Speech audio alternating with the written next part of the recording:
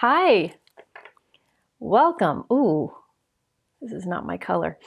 Welcome, I'm glad you're here. Happy Saturday.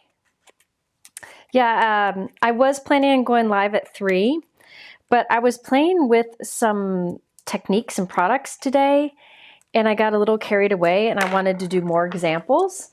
So I shifted the live to 4, so I would have a little more time to prep. So hi, I'm glad you're all here.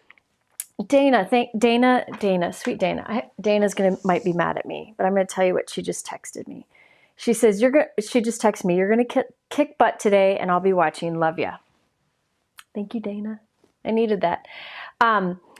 Today I have things prepped and planned and things I've tried out ahead of time. I do different types of lives, and I need to get better about letting you know what type of live I'm going to do ahead of time, so you can be for the ones you want to be at and, you know, pass on the ones you don't want to be at. Yesterday I was kind of experimenting with some techniques. They were techniques I'd done before, but experimenting with them with different products to show you kind of my thinking process. Well, today I have planned out some things. Yeah, Mike got food last night. He's okay, I promise. I don't know about tonight, we'll see. But he got here late and ate lunch late, so. No, I'm good. He's good, I promise he's good. Shari, hello. So today what I did is I actually have things planned out to show you. Variations of the same technique using the same products, but I will talk about products you can use that you have on hand. And then my last example, I would say, is one that is specific to a die set. So I really try to use in my lives techniques that can be done with products you have on hand, right? So most of my techniques today are those type of products or type of cards, but I do have one that's specific to a certain die set, but I will show you how to stretch that die set and get other things out of it. And here's the thing, the die set that I'm using, I feel short today. The die set that I'm using, I think is like 6 years old. So it's not a new thing. That die set's much older. I'm using some new things I'm kind of mixing up, which I like to do in my lives. Okay, so if you're not shopping or if you're not looking for new products, totally understand. Majority of what I show today, I'll talk about how you can do with products you have on hand. All right, so I am using Lawn Fawn today. In fact, here's the thing. A few of my favorite people work at Lawn Fawn. The owner, Kelly, I think she's one of the most positive, inspiring people that I've ever met, and she owns Lawn Fawn. Her husband and her best friend are part of it too. It's a great family there. And then one of my other favorite people works for Lawn Fawn, and her name is Shari, and Shari is in the comments. Shari actually comes on summer vacation with my family a lot, and she and her husband Matt are very near and dear to us. I love them. In fact, Lila's a very chill person, and there are very few adults that she feels very comfortable around. She feels very comfortable around Shari and Matt. They're just really good to her. So they come to the lake with us often. But they've come to Disney with us too. So Shari is here in the comments. She works for Lawn Fawn, and I can't speak highly enough about their whole team. Yeah, Shari's here. Good. So Shari has been helping me figure out using Lawn Fawn. I actually had a comment in a live recently saying, can you do some more kind of cutesy stuff? So I was like, I need to do Lawn Fawn. I need to do something with Lawn Fawn. So here I am. I will actually be doing some more cutesy today and some more not so cutesy. So just showing you that Lawn Fawn really can kind of stretch along a bunch of different looks. Okay, so again, some new, some old. Now, the nice thing is Lawn Fawn is selling. Oh, Kelly's here too. Kelly, I was just talking about you. Welcome, Kelly. Lawn Fawn is having their birthday. It's their birthday, so they have a site-wide 15% off, okay? The discount code is in the YouTube description below. However, when I told Shari and Kelly that I was going to go live today to celebrate their birthday, they said I could do 20% off certain products that I'm featuring. Okay, this looks like a bat wing. No. Mike just did the Batman song. It looks like okay, anyway, poor choice. Donate.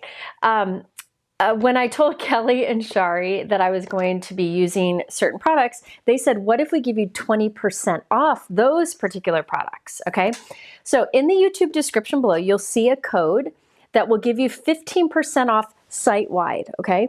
Then you'll see another code that will give you 20% off certain products. I have in the YouTube description below, under the special offers, you'll see the category of products that gives you 20% off. There are two different codes, but you can use both codes, okay? So if you are, Batgirl, definitely. If you are shopping, you can use 15% off for everything on the website, 20% off specific products in a certain category that Lawn Fawn is doing exclusive to my friends, okay? So I think that's super, super generous. Then also they always have free shipping, or free US shipping on orders of $100 or more. I have all of that in my YouTube description below, right at the top, or close to the top. But if you want to find more information along with visuals, I think visuals are sometimes better than the text in the YouTube description. What you can do is right at the top of my YouTube description below, there is going to be a link. And the link has the word live in it. Hopefully Brianne, my link ninja, or Mike can add it to the chat. But that link, I really recommend opening that link. And at the top will be all the special offers and ways to save if you want to shop. Below that will be thumbnails of all the products I use if you want to shop. But keep in mind, a lot of what I'm using today, you can use products you have on hand. And chances are, because some of these are older products, you can use maybe some Lawn Fawn stuff that you may have already on hand. Yay! I almost kept my pajamas on. Actually, I had a shirt on that said, what did my shirt say? Be better humans, or we need to be better humans, or something like that. That's what my shirt said before. Good, good. Yeah, the thumbnails are really helpful, I think. So if you go to that link at the top of my YouTube description that has the word live in it, if you click that, it'll take you to a page where it has everything you need to know about this live. It'll have all the special information at the top, the thumbnails at the bottom, and later I'll go back and add the card photos to that. Yeah, I'm glad you're here. I'm glad you're here. Okay, so I have lots to share. So remember, Lawn Fawn has right now 15% off site-wide to celebrate their birthday. And there is a collection of products that are 20% off exclusive to my viewers. All that's in the link at the YouTube description below. Okay, so a lot of the things I'm using today, including the specialty die set, which you're going to be blown away by later, that's much older but still wonderful, will be that 20% off. How did you guess I was using Lawn Fawn today?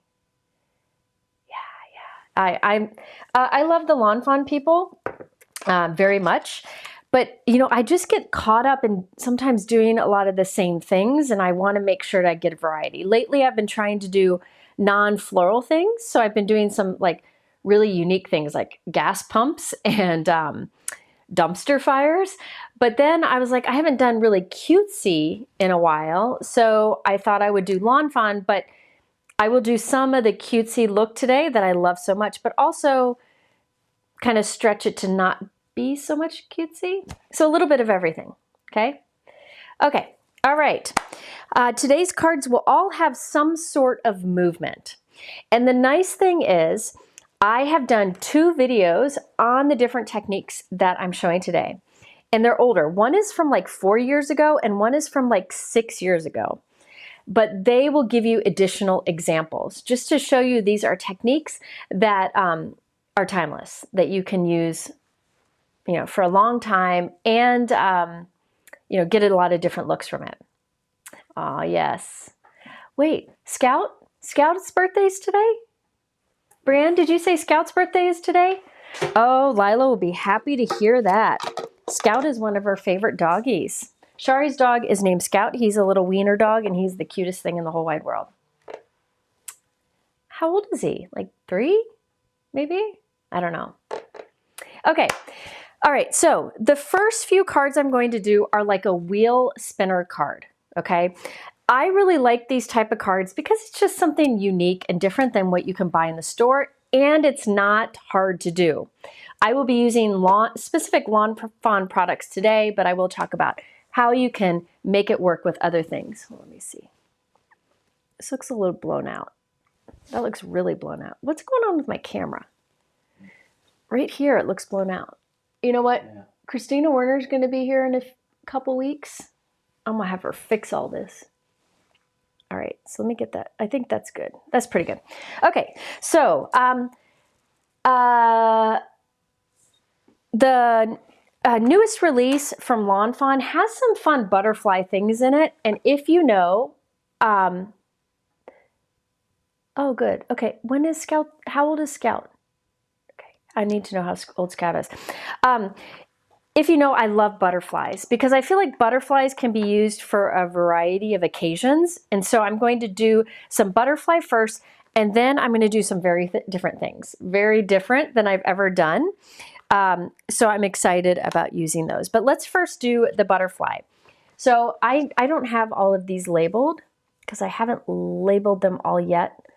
So let me see what this is called. This is called, oh, hold on. This die right here, this die set right here, this one here, is called the Lawn Fawn Magic Iris Butterfly Wreath Add-on. And there is this die here that creates this butterfly wreath. And then there are dies that create layers for the butterfly to go on it, and then layers for flowers to go on it. Scout is 4. I was close.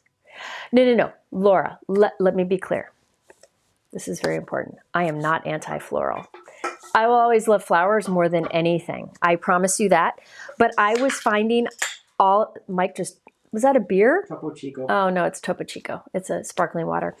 Well, happy birthday, Scout. I was finding that I was doing so many videos of florals that I needed to do some other things.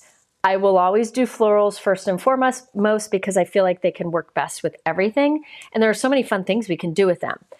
I will not abandon florals. In fact, what did I do yesterday? Yeah, that monster. Oh, I did a monster yesterday. But there were florals in it. I do a lot of florals too. So I'm trying to kind of mix things up. So that's all.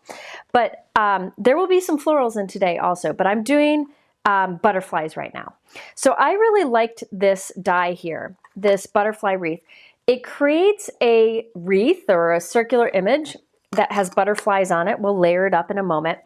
And it is meant to go around a technique or a die set that is a specialty die set from Lawn Fawn called their Magic Iris, where this opens and closes in the center.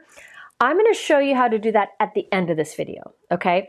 Because it's a 6-year-old die set that I still use.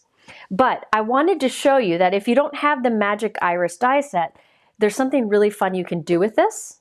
So we're going to start with that. So we're going to do butterflies for the first couple, and then we're going to do something you never would guess. Then, I don't even remember. What else do I have? Let me look. Oh, we have some cocktails we're going to throw in there too. It's a little bit of everything, okay? But let's start with the butterfly card. So this is called the Magic Iris Butterfly Wreath Add-on. You get the wreath, you get a solid butterfly, the outline butterflies, and little flowers to add to it. Now, I did a lot of prep for today before we went live, okay? Just so we could save some time. And my plan is that I'm going to have a wreath of butterflies that will spin on the front of my card. Really easy spin, okay? And if you don't have a wreath like this, I'll talk about how you can create something to spin with what you have on hand. Really, the key to today is if you have circle stacking dies, circle dies of different sizes, some that are smaller and bigger, you can do today's techniques, okay? So I will start by putting together the Magic Iris butterfly wreath. Now, I did some of this on my own, off screen, because I wanted to be prepared for lots of cards. So I have 6 butterflies here. And I did them from 2 shades of like a darker coral, 2 shades of a medium coral, and 2 shades of a light. And you guys are going to ask me what colors I used, and I won't remember. Let's see. I used, I think it's a combination of Spellbinders, Concord and Ninth, and Lawn Fawn. Okay. I have my little swatch rings made for Spellbinders and Concord Ninth. I need to put one together for Lawn Fawn, but I know I'm missing a few of the Lawn Fawn colors. I know their pencil eraser color is a great kind of muted coral. That might have been one that I used, okay? So I've put some little butterflies together, but I'm gonna show you how I made these butterflies so that you can know if you wanna do the same thing.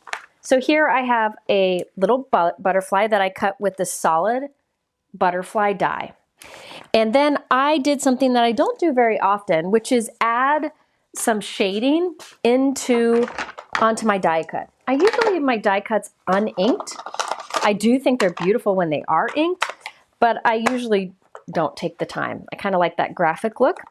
But I have like a dark coral butterfly, and I have a small blending brush, and I have one of my favorite colors of Lawn Fawn ink, and that is Lobster. It's the perfect red. Everybody always talks about trying to find the perfect red ink, and I've said in many videos before, Lobster is one of the perfect red inks. Lawn Fawn has a great ink line. I talked about it a lot, I think on Black Friday, but they have some good ones. Cilantro, Pink Flamingo, Pizza Crust. There's a lot of good ones, which you'll see me use today. I'm using a lot of my favorite Lawn Fawn inks today. But all I did was put some darker ink in the center there. So a red ink, that's Lobster. And then I did a little drop of liquid adhesive right at the center of the body. And then I put it, using the outline butterfly die from the same die set, I did a vellum butterfly outline. So on top of my cardstock that I inked towards the center, I put my vellum butterfly on top. And I only adhered that vellum on using a drop of liquid adhesive at the center only, so that the butterfly wings can kind of curl up a little bit, the edges of the vellum. Okay, I agree, it's the perfect red food. I love lobster. So that's what I did. And then I glued 2 gemstones right at the center. And I ended up with these. Let me show you. Let me hold them up to the camera. You can see I made a bunch of these. So this one's missing a gemstone. No, I'll get there. I'll add it in a moment. So you can see I have an inked die cut in the back, a vellum outline die cut on the front, and then I added 2 gemstones in the center to cover the adhesive. So I have 6 butterflies there. This one right here needs another little gemstone, but I'll get there. I'm really loving the vellum like kind of accent layer on top of die cuts. I think it really adds quite a bit. Okay, so those I did. Now next I cut 2 of the wreath. So this is the Magic Iris Butterfly Wreath add-on die. I cut these. These are cut from cilantro cardstock from Lawn Fawn. I really like their green colors, and I thought that would be a nice one to use behind these butterflies. So I will grab, I used cilantro cardstock. I could use cilantro ink on top, but instead I'm going to use their freshly cut grass, which is a nice green. In fact, I like lobster with the freshly cut grass for a Christmas combo, nice Christmas combo. But let's see, I've got freshly cut grass here. And you can see there are these like leafy stems between the butterflies. I'm just gonna put a little bit of ink on those, not a bunch. just enough to add a little interest. Now I cut 2, I only need to ink 1. The other one will just provide support for the technique we're doing. But look at how quick you can add that ink to it. So sometimes I feel like it's a lot faster to start with colored cardstock and add a little more color than it is to start with white cardstock and add a lot of color. Okay, yeah, the information on how long this sale goes is in the YouTube description below. Okay, so there you can see it's inked. Our butterflies don't look good, but that's okay, because what I'll do is I'll add our butterflies on top. So let's start with a dark butterfly. I think this color is, oh gosh, I don't know what color that is. I know this one right here, I believe is Sorbet from Concord and Ninth, but I'm not sure. Sometimes, you know, usually I really try to be very careful about making sure to let you know what colors I'm using. But sometimes I need to use up some scraps that I just kind of threw to the side and I didn't like keep track of what the color is. So I try my best to let you know, but sometimes I kind of lose track of it. But really I'm just using 3 shades of a coral cardstock. You can use whatever you want. And in fact, if you can't find 3 nice shades of the same cardstock, color cardstock, you can always ink them, right? Do a little bit of inking on the lightest one, build it up to heavier for the darkest. Your red's a tough color. Red is a really tough color. And I've said many times in videos before, I really like Lawn Fawn's Lobster for a good red. All right, so there's a missing gem right here. Somehow he flew away, so I'm going to add one on there because I want this to be finished when I'm done. Okay, so I have what you call a little floral. Oh, I'm not done. Hold on. There are little flowers. Get out of there. There are little flowers. Let me show you. In the Magic Iris Wreath, Butterfly Wreath add-on, see that little die that cuts flowers, okay? Does this look a little orange on the camera? It is a very true coral color, like a light red to kind of darker red. So there is this little tulip here that I'm gonna add around. And I did this from a really dark color. I believe this is Brickyard from Concord and Ninth. So I'm kind of mixing up different cardstocks. I will show you a bunch of Lawn Fawn colors of cardstocks later. They have great cardstocks because they're super thick. Their cardstocks kind of remind me of, there we go. I feel like if you are familiar with Gina K cardstocks, how thick they are and how they match your inks, same with Lawn Fawn. Hi, Heather. I'm glad you're here. Oh, good. I'm glad it looks coral because it definitely is coral. So here's my little wreath. Isn't that fun? So you could call this cutesy. I wouldn't call this cutesy, but the next one will definitely be cutesy if that's what you're looking for. Yep. So there you go. So I just did a little bit of liquid adhesive behind the vellum, and then I put the gems on top and you won't see them.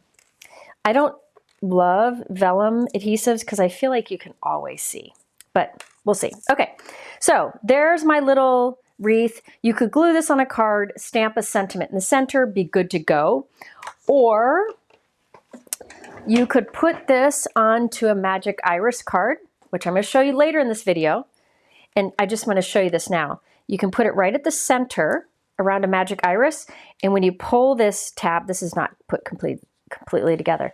It opens to reveal the sentiment. So just so you know, this wreath fits around the Magic Iris window. If you have that die set, the die set that creates this Magic Iris technique, where it opens and closes like this, came out like 6 years ago, okay? But this works around it. And I will tell you, hi Vicky, I will tell you that Lawn Fawn has a boatload of wreaths like this, or circles, that work for the technique I'm about to show you and work with the Magic Iris. In fact, I did a video which is linked below. It says video spinning cards, where I did a bunch of examples, and I gave the images to Mike. Mike, can you show the images that say spin? Yes. Okay, so Mike shows some. Okay, so that card right there uses Lawn Fawn products. You see that snowflake there? That has an open center like the wreath I just did, like the butterfly wreath I just did. So the card that you're looking at is about to do the spinning wheel technique that I'm about to show you, okay? The Magic Iris has lots of add-ons that you can use, and one is the snowflake. Can you go to the next one? There's another snowflake, and that spins around, which you'll see in a moment. And I did these like 4 years ago, I think. Next. Now this one is like a floral cluster, and believe it or not, that floral cluster around that thank you in the center spins around, or it works with the Magic Iris that I'll show you at the end of this video. Next up. Here's another floral cluster. So all of these are from a video I have linked below that says video spinning cards. And is there one more? This is actually a leaf that spins around that center sentiment. One more after this. There we go. And then this is much older die set from Lawn Fawn, a sunshine, and that spins around it. And I'll show you there are some sentiments that work really well right in the center. But I did want to let you know there are a lot of different things if you don't like that butterfly wreath look like I'm doing right now. All right. If you're, somebody said they got the Magic Iris die set years ago, but never did anything with it because they were intimidated. Well, here's the thing. You're going to see it later today, okay? This is really easy. Now, what I've created here, you could create out of circle dies. Create like a bigger circle die and a smaller circle die, and just create kind of a ring and glue on it whatever you want, which you're going to see on my next examples. Right now, I'm using that butterfly wreath, but I'll show you some additional examples, and you'll be able to see how you can make it work with products you have. So I have my Magic Iris butterfly wreath add-on right here, okay? Then I went in my stash. I told you that if you have a set of like circle dies where there's just a bunch of different sizes, like nesting circle dies. I know Lawn Fawn has some, Waffle Flower has some, Simon Says Stamp, Hero Arts, Spellbinders, they all have like stacking. They call them either stacking, nesting, or infinity dies, where there are lots of circle dies in different sizes. What I did is I went through one of those die sets and I found a circle die that was slightly bigger than the opening on this. So this circle die is slightly bigger than the opening on my butterfly wreath. So I used that circle die and I cut it from white cardstock. So you can see it is just a bit bigger than that opening. All right, I want something that'll go in the center. This is what's going to allow you to do a spinning action. Bear with me, you'll see it. Actually, let me just show you like a mock-up, if I can find it. Oh, here it is. Oh, I took it apart. Let me put it back together. This is just my little mock-up that I created earlier. But basically, you're going to have a wreath of flowers and they'll spin around it. This isn't glued together, but in a sentiment will be in the middle. That's what we're going to do now. We'll do that Magic Iris later, okay? But you just need a circle die that cuts a circle that is slightly bigger than the opening here. So I cut that from white cardstock. Now, to do that spinning motion, there are a few different things you can use. I like to use buttons, okay? I like to use buttons for this. I think a lot of us have buttons in our stash. I don't know about you, but I have tons of them, tons of them. And the key that you want here is you want a round button that is flat on both sides. So let me show you. You do not want a button that, I'm wondering if you can tell with any of these. Let me see if I can find one. Can you tell that on this button, this side is flat, but this side is kind of rounded? I don't think you can tell. You want a button that's flat on both sides. Let me see. Oh, this one might be better. No. Oh, this one's good. So you see this button here? See how it's rounded? It's concave on this side and like rounded on the other. See? That is not ideal here. You don't want a button like that. You want a button that's flat on both sides. And really, they can be big buttons like these, or they can be small buttons like this one here. It doesn't matter as long as they're flat on both sides. But if you look at the side of these, they're definitely flat on both sides. See, it's not rounded. You know how some buttons are rounded on the side? So I am going to be using buttons today. However, if you don't have buttons, what you can do is find like a circle die, about that size, die cut like 6 circle die cuts and glue them together, and you have kind of like a fake button, right? Or you could use like a large circle foam dot. But I feel like a lot of us have some buttons around. Brand, you don't have buttons around. Come on. Come on, you gotta have buttons around. But if you don't have buttons, you could do a bunch of stacked circle die cuts glued together. But I have a stash of buttons, more than I care to admit. So I'm gonna use those today. Okay, so I have here's a little button, okay? It's circle, it's flat on both sides. It really doesn't matter how big it is, as long as it's smaller than that's opening. So I could use this one, I could use this one. Really, any of these flat buttons would work. So I'm gonna go with this one right here, okay? Now, once you have your button picked, you need to find a circle die that's slightly bigger than it. Slightly bigger than that button. What I like to do is go into my stash, find a button or a circle that's slightly bigger. And the way you know it's slightly bigger is if your button rests inside of it. See how that button rests inside nicely into that circle die cut, or that circle die. That's the good size. You want it to be really close in size to the button, just a little bit bigger. It could be a bit bigger, but that will give you more wobble. So I like to just find a circle die, place my button in it. If it just kind of fits in there, then we're good, okay? So I found this one off screen. So this circle die is a little bit bigger than that button. What I'll do is I'll take this button and I'll place it right inside of that circle die cut that we created. Now remember that circle die cut was a little bit bigger than this opening here. All right, so I'm just gonna kind of eyeball it. You can measure it to make it center, but I'm just gonna kind of eyeball it.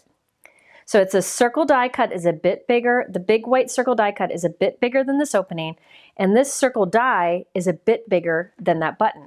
We're creating a donut, which I realized when I went to visit my grandbaby and one of my older daughters, and she said to Lila, Audrey said to Lila, something about going to get warm Krispy Kreme donuts. And Lila goes, what's Krispy Kreme? And I realized I failed as a parent because I've never taken Lila to get a warm Krispy Kreme donut. What was I thinking?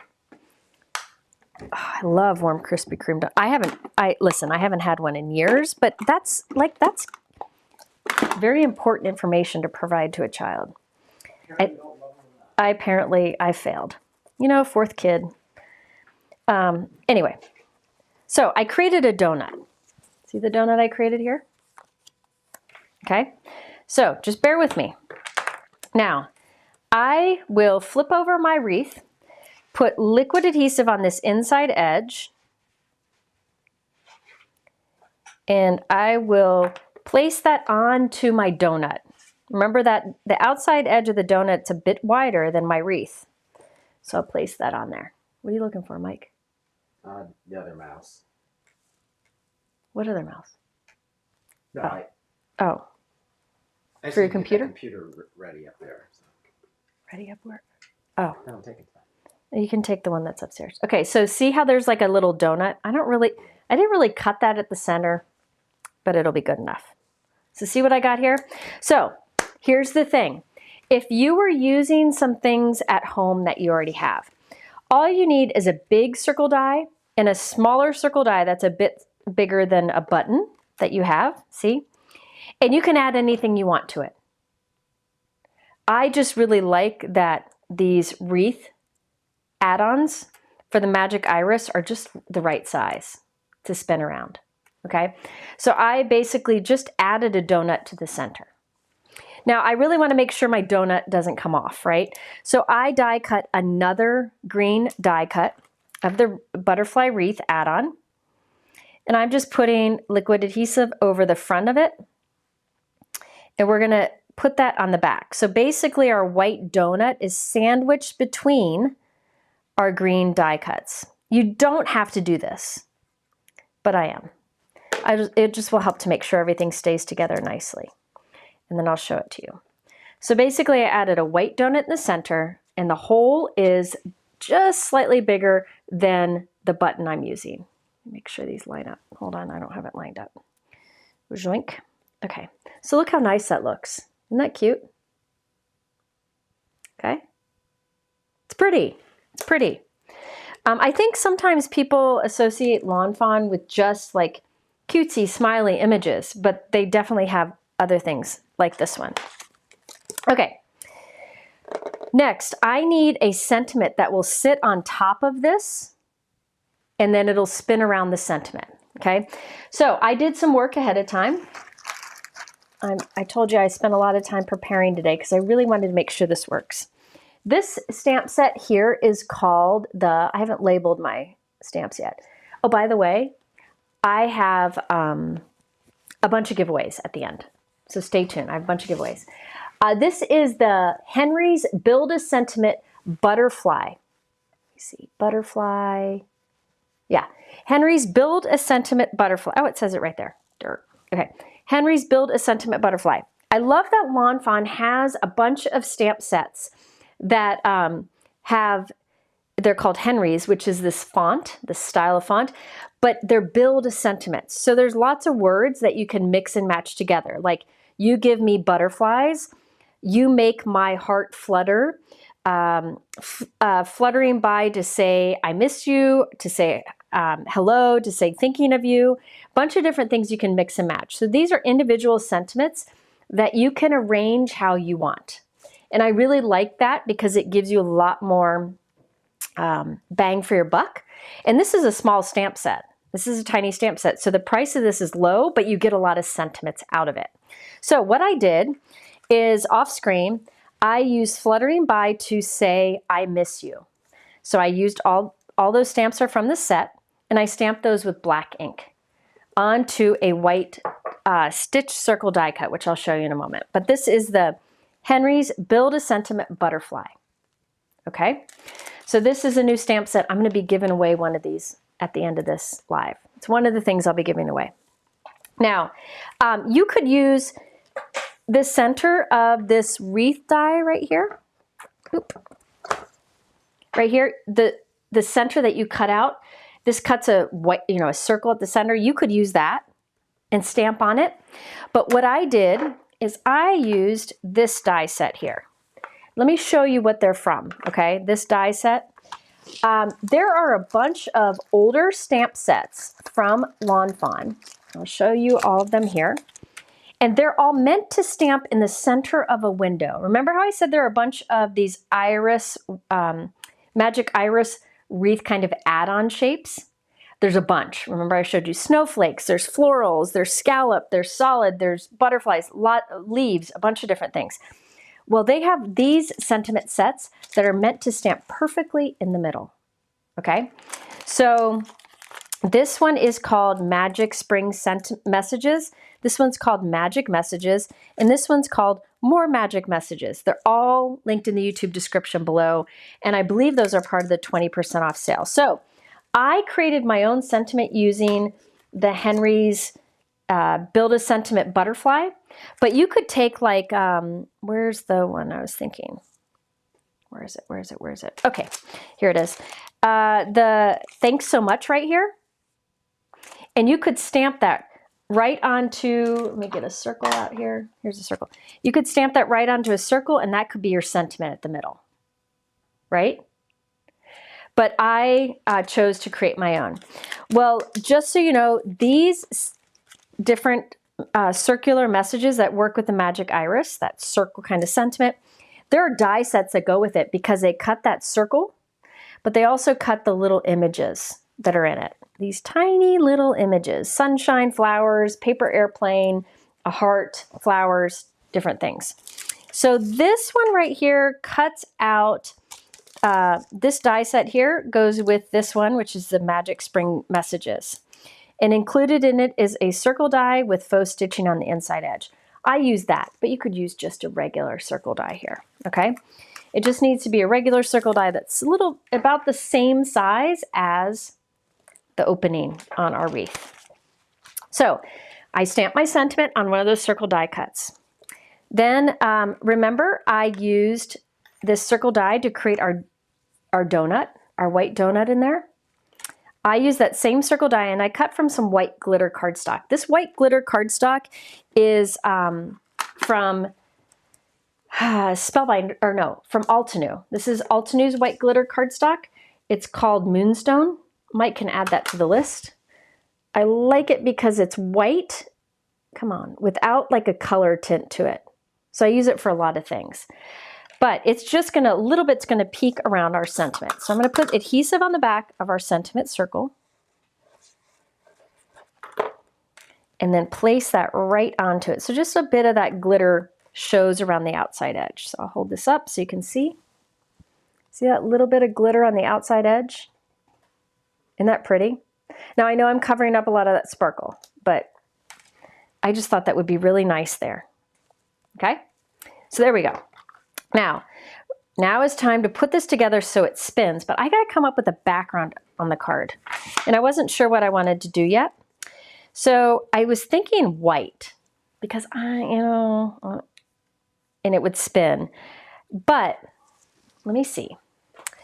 I have a few options. One is Lawn Fawn has pattern papers, and you all know that I don't use pattern papers a whole lot because I like to stamp my own, which you could definitely do.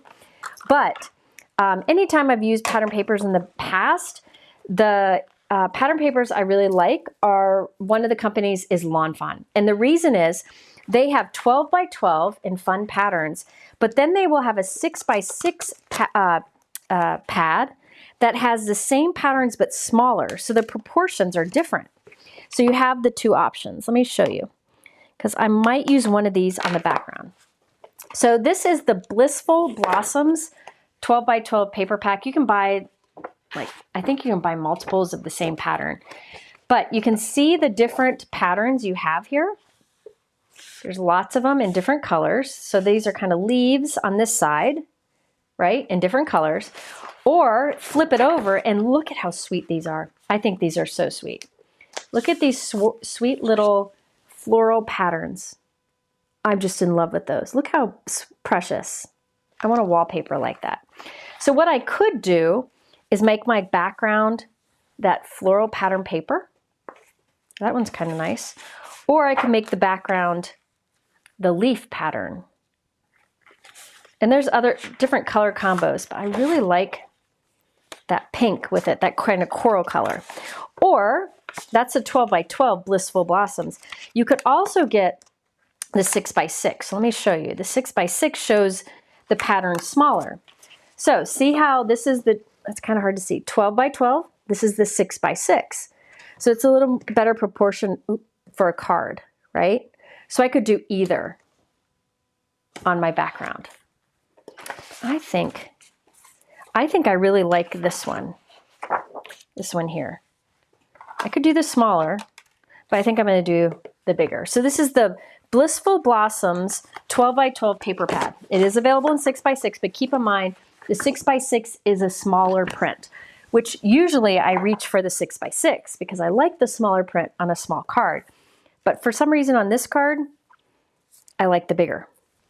So let me cut a piece out of here. Hold on. Where's my big trimmer, Mike? Hold on, I gotta go find my big trimmer. I think Cammie has it. Okay, hang on. No, I'll just use scissors and then cut it with my trimmer. All right, hang on. My Tim Holtz rotary trimmer's in the other room, and my mic will die before I get there. Okay, so this is the Blissful Blossoms. It is beautiful, isn't it? I'm going to cut a panel. Let's do 4 by 5 1/4 for the background. but I think I want I don't like the plain white sticking out the edge. I think I want a darker coral color. Let's see. Let's see if I have any scraps here. This is the darkest. This is actually the Brickyard from Concord and Ninth. That's too dark. Oh, I know what I want. Oh, let me show you another option. Let me show you something else. And I'm going to use these colors of cardstock later. I mentioned that I really like Lawn Fawn colors of cardstock. This is like a pastel pack. I struggle with pastel cardstocks because I don't seem to find many that are like the right pastel to work together. And this one, they sell them in individual packs, or this is a multi-pack. This one's called, I think, Macaroon. Yeah, this is the Lawn Fawn Macaroon pack. And it has multiple colors in it. Let me see if I can find out which the names of these cardstocks are. So in here you have Blush, Peach, Minty Fresh, Mist, and Lavender. And I'll be using a lot of these later. This is the lavender. So I could use like this, which I think is the peach. I could use that on the back, but I think I need that brighter. Maybe not. Maybe not. But I'll be using these soft colors on my next one. Oh, who is Cami? Cami is my friend who has recently started working with me. She helps me kind of organize things and try to stay on top of things. Dear friend, local friend of mine. And she wants to get into card making. Okay, I like that. So this is actually it's the middle color. I did dark coral, medium, and light. It's the middle color, which happens to be Concord and Ninth Sorbet. I like that.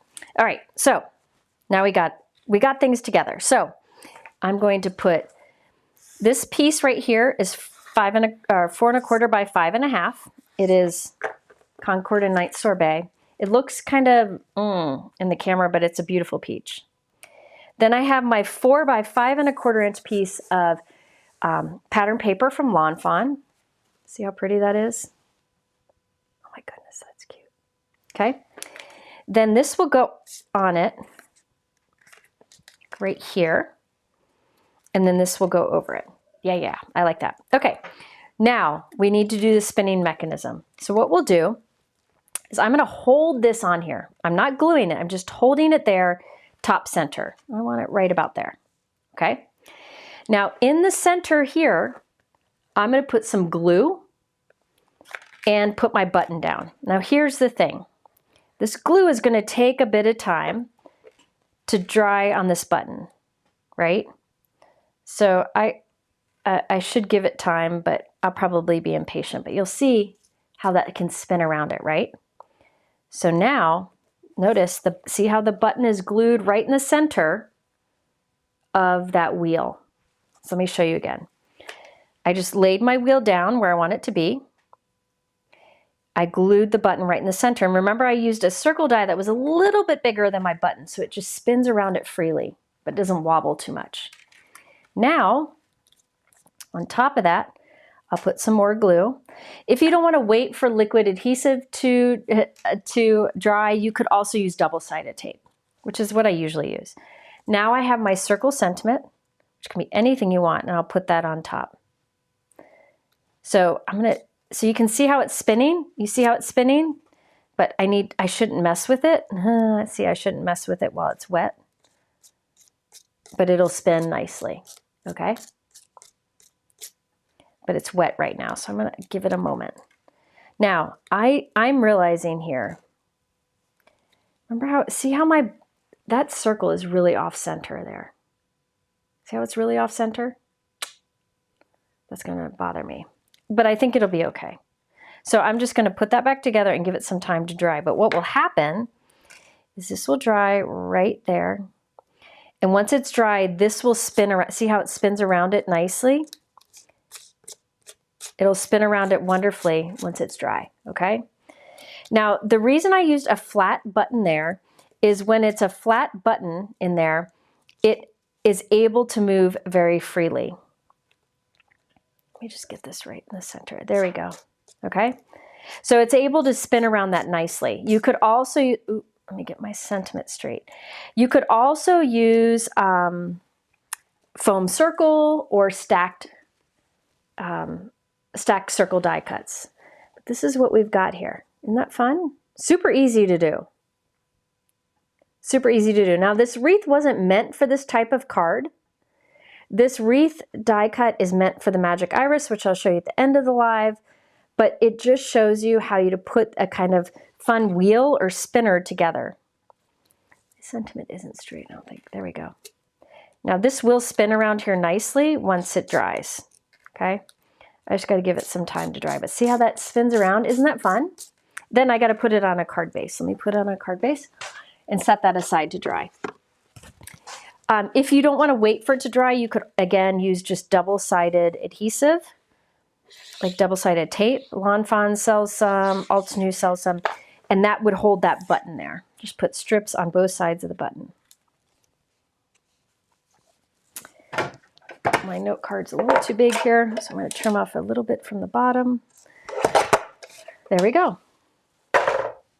Okay, so it will spin. I'm not going to mess with it right now because it's drying, okay?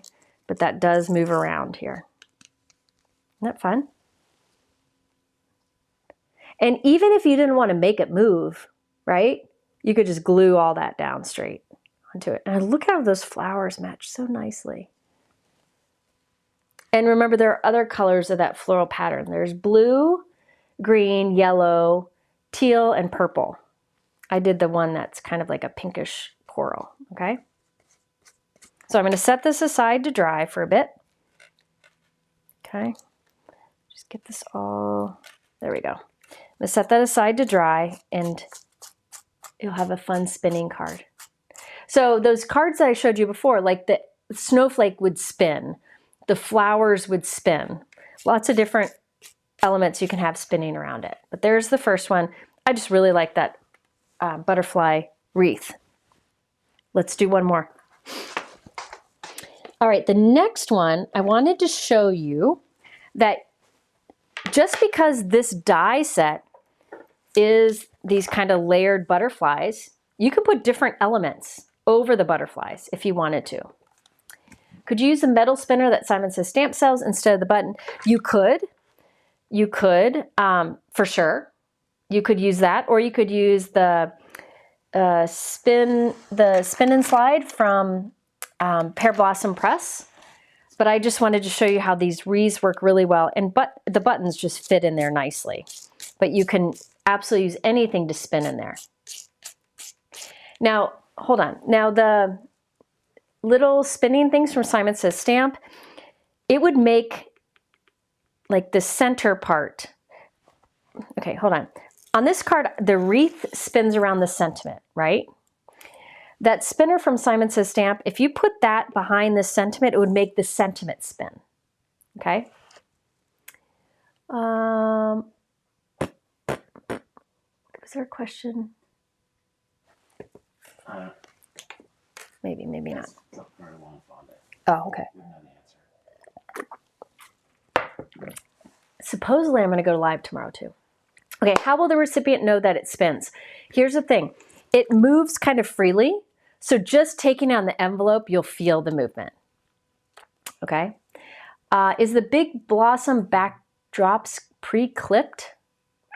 Oh, I don't know. Lawn Fawn will answer that. Can you mail that height of a button? This one is probably really close. I'll be honest, there is a thing you can get. Mike, I'll give you a link. Okay. Hold on, give me a moment. There's a thing you can get, and you can put your card in an envelope, and then this thing has a slit in it, and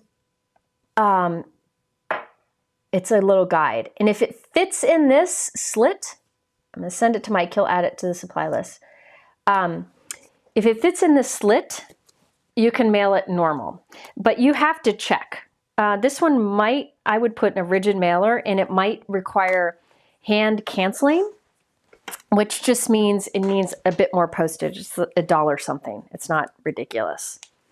So it just depends. But listen, I used a pretty fat button there. You can use a thinner one, like this one right here. Hold on, let me get it. It's stuck to something. This one's thinner and it wouldn't add too much bulk, and that would work too.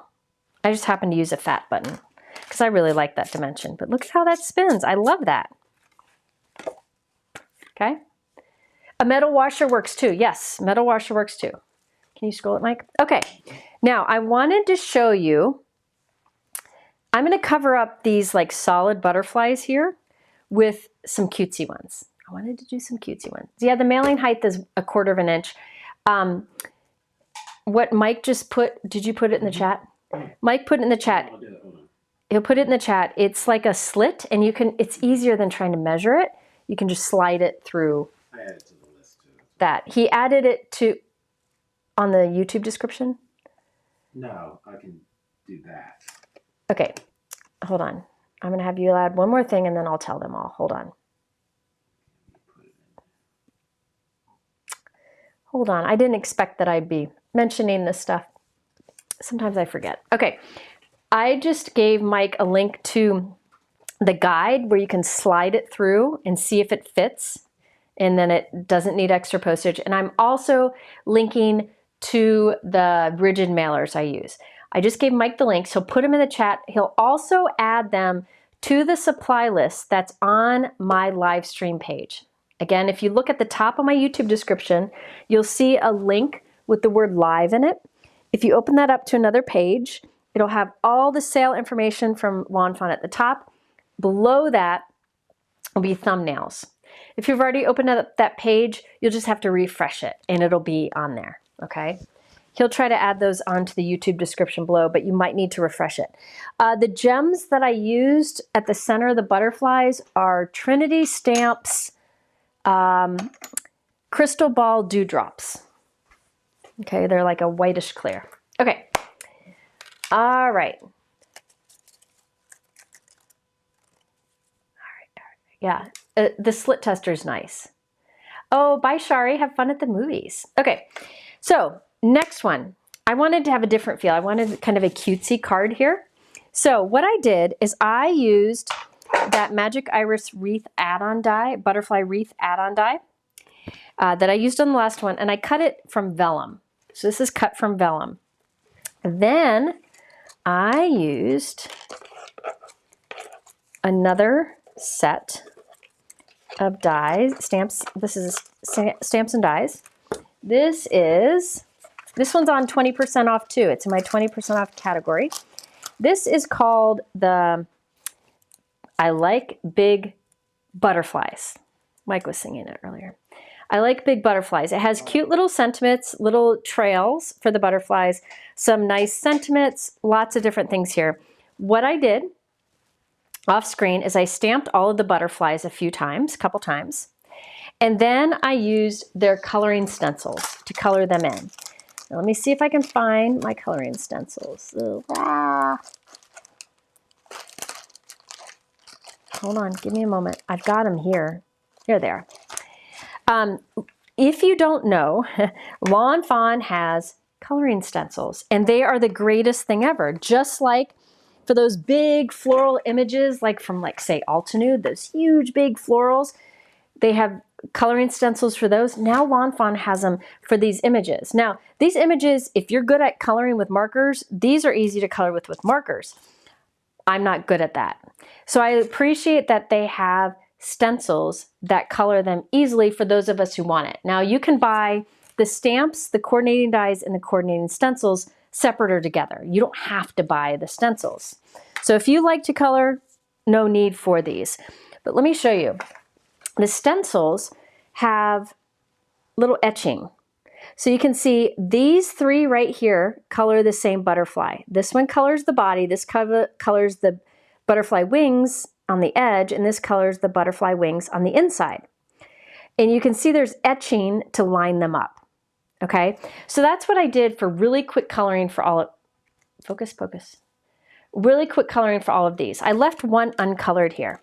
And let me show you how easy it is. You can find the butterfly on here. I'm going to line up the body of the butterfly with my stamped butterfly. It lines up perfectly there. I'm just going to do some fast coloring here.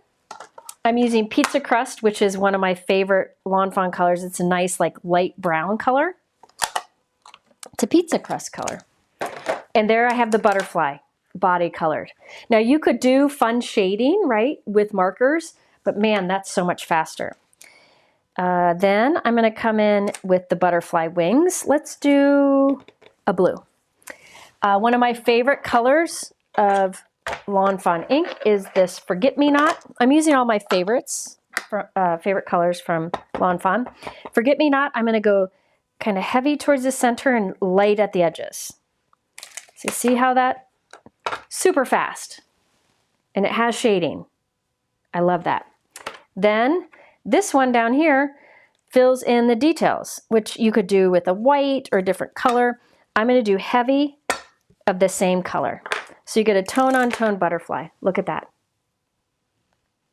So fast. For me, so much faster than using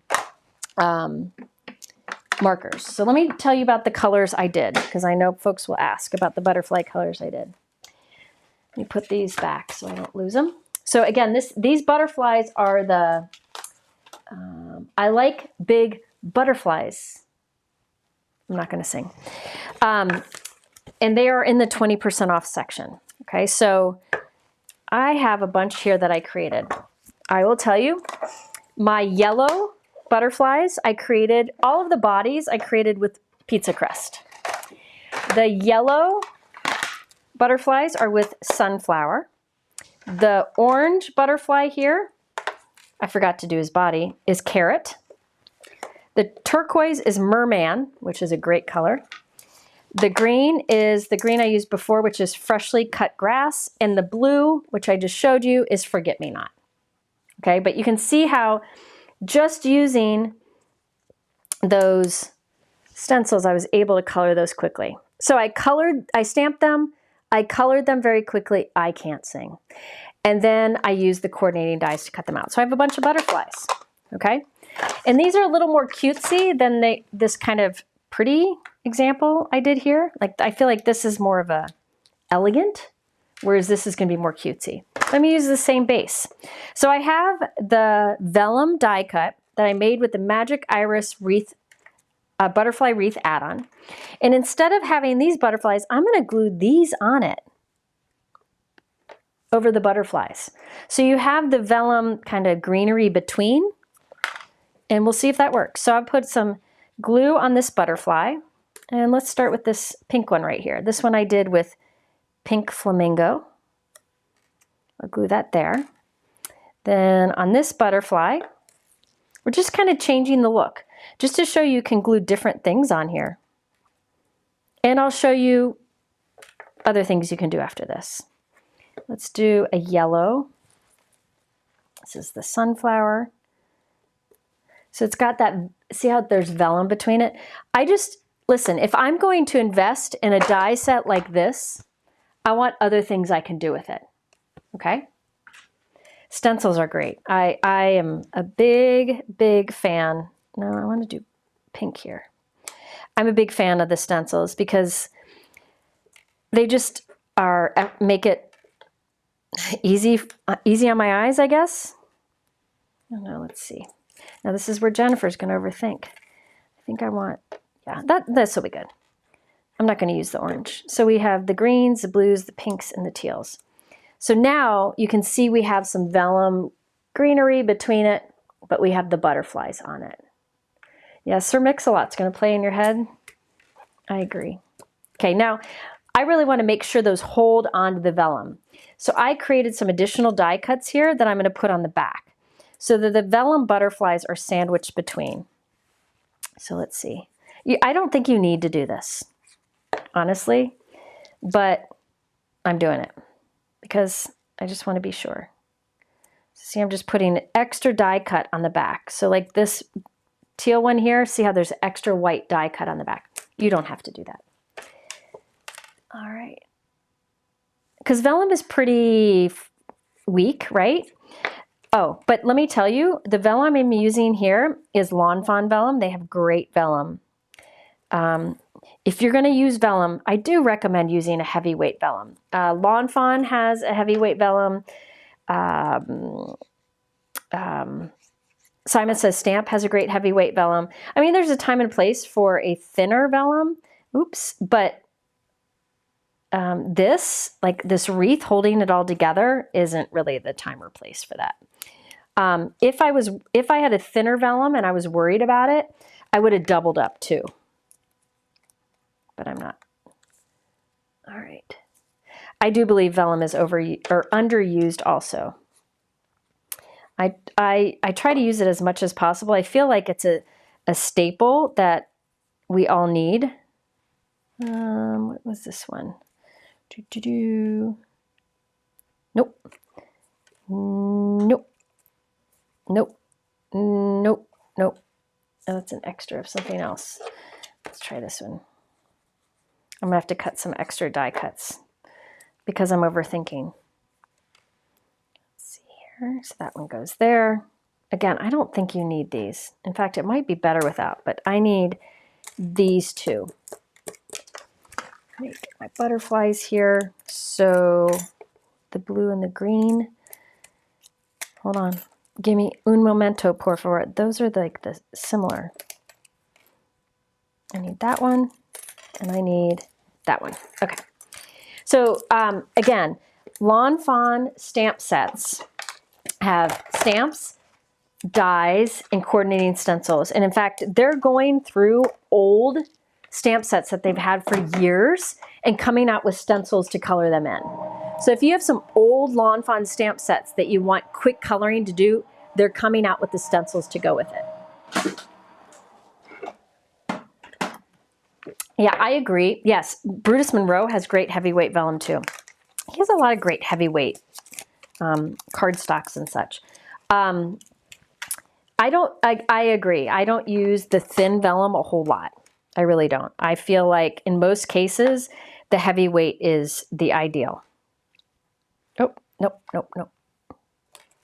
All right, so do you see what I'm doing here? The vellum wreath is sandwiched between die cuts.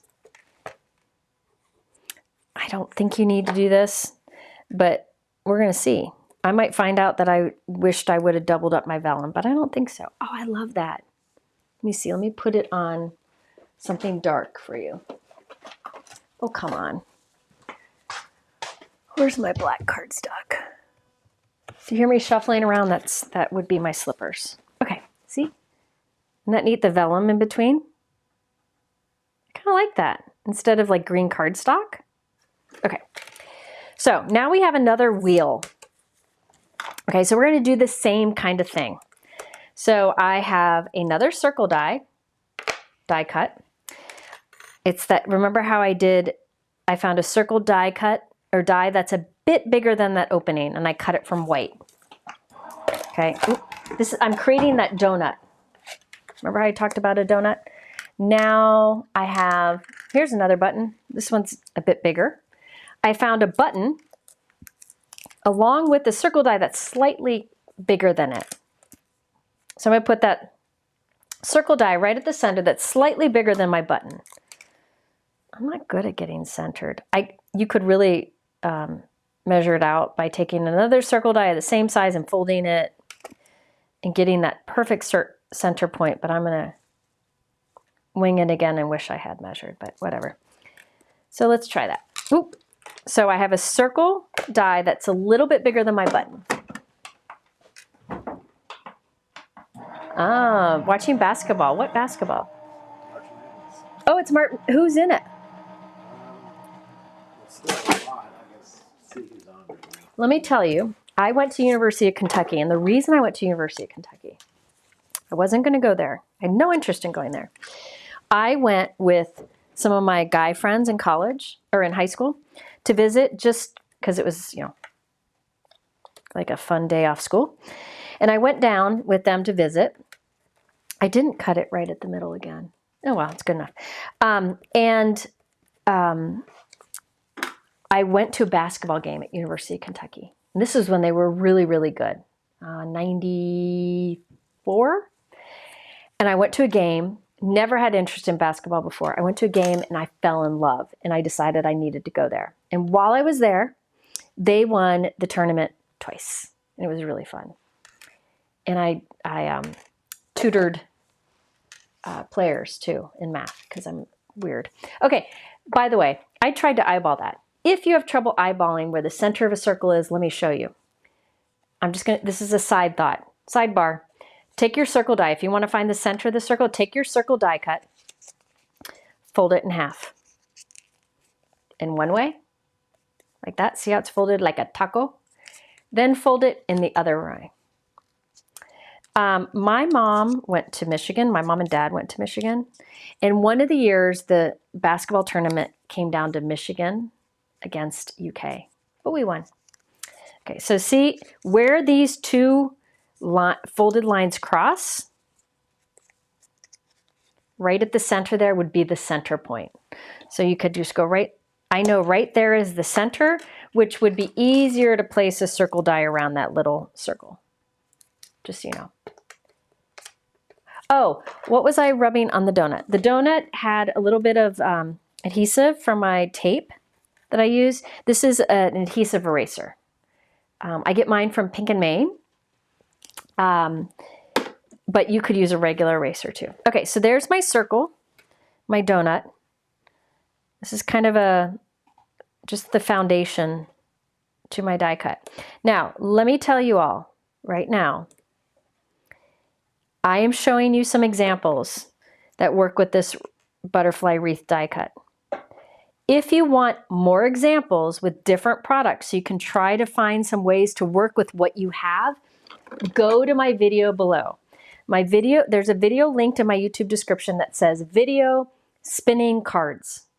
Open that up and you will find more examples here. Somebody asked about Ken? What did they ask? Ken went to University of Texas. And they're good too. But Kentucky was better. He is older than me too, much older. Michigan won today. Michigan won today. Okay. My mom is from Frankenmuth. She's a Zender, if anybody knows. Anybody's from Michigan.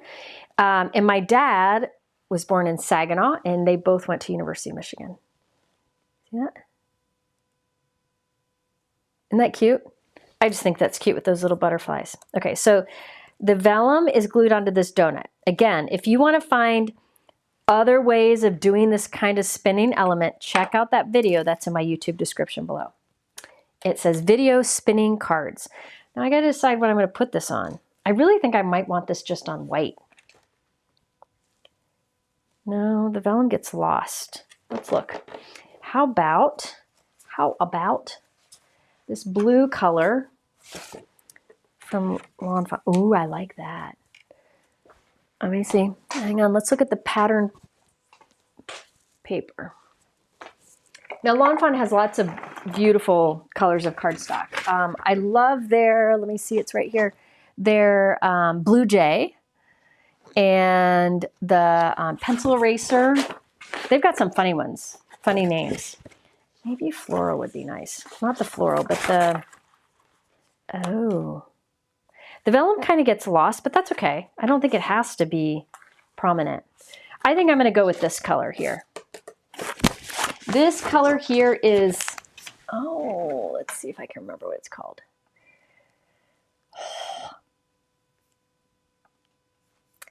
It is Mist. Mist is a nice light cool color. So let's cut some of that down.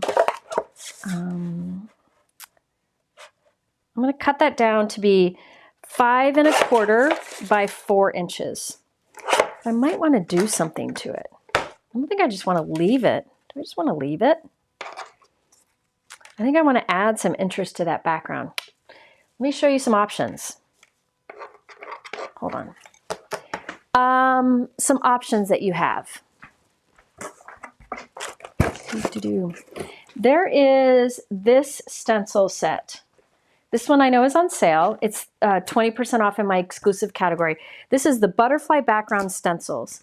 And it creates a butterfly background panel like this, 6 by 6, which you could do like a tone on tone, and you can see it matches what we've been creating.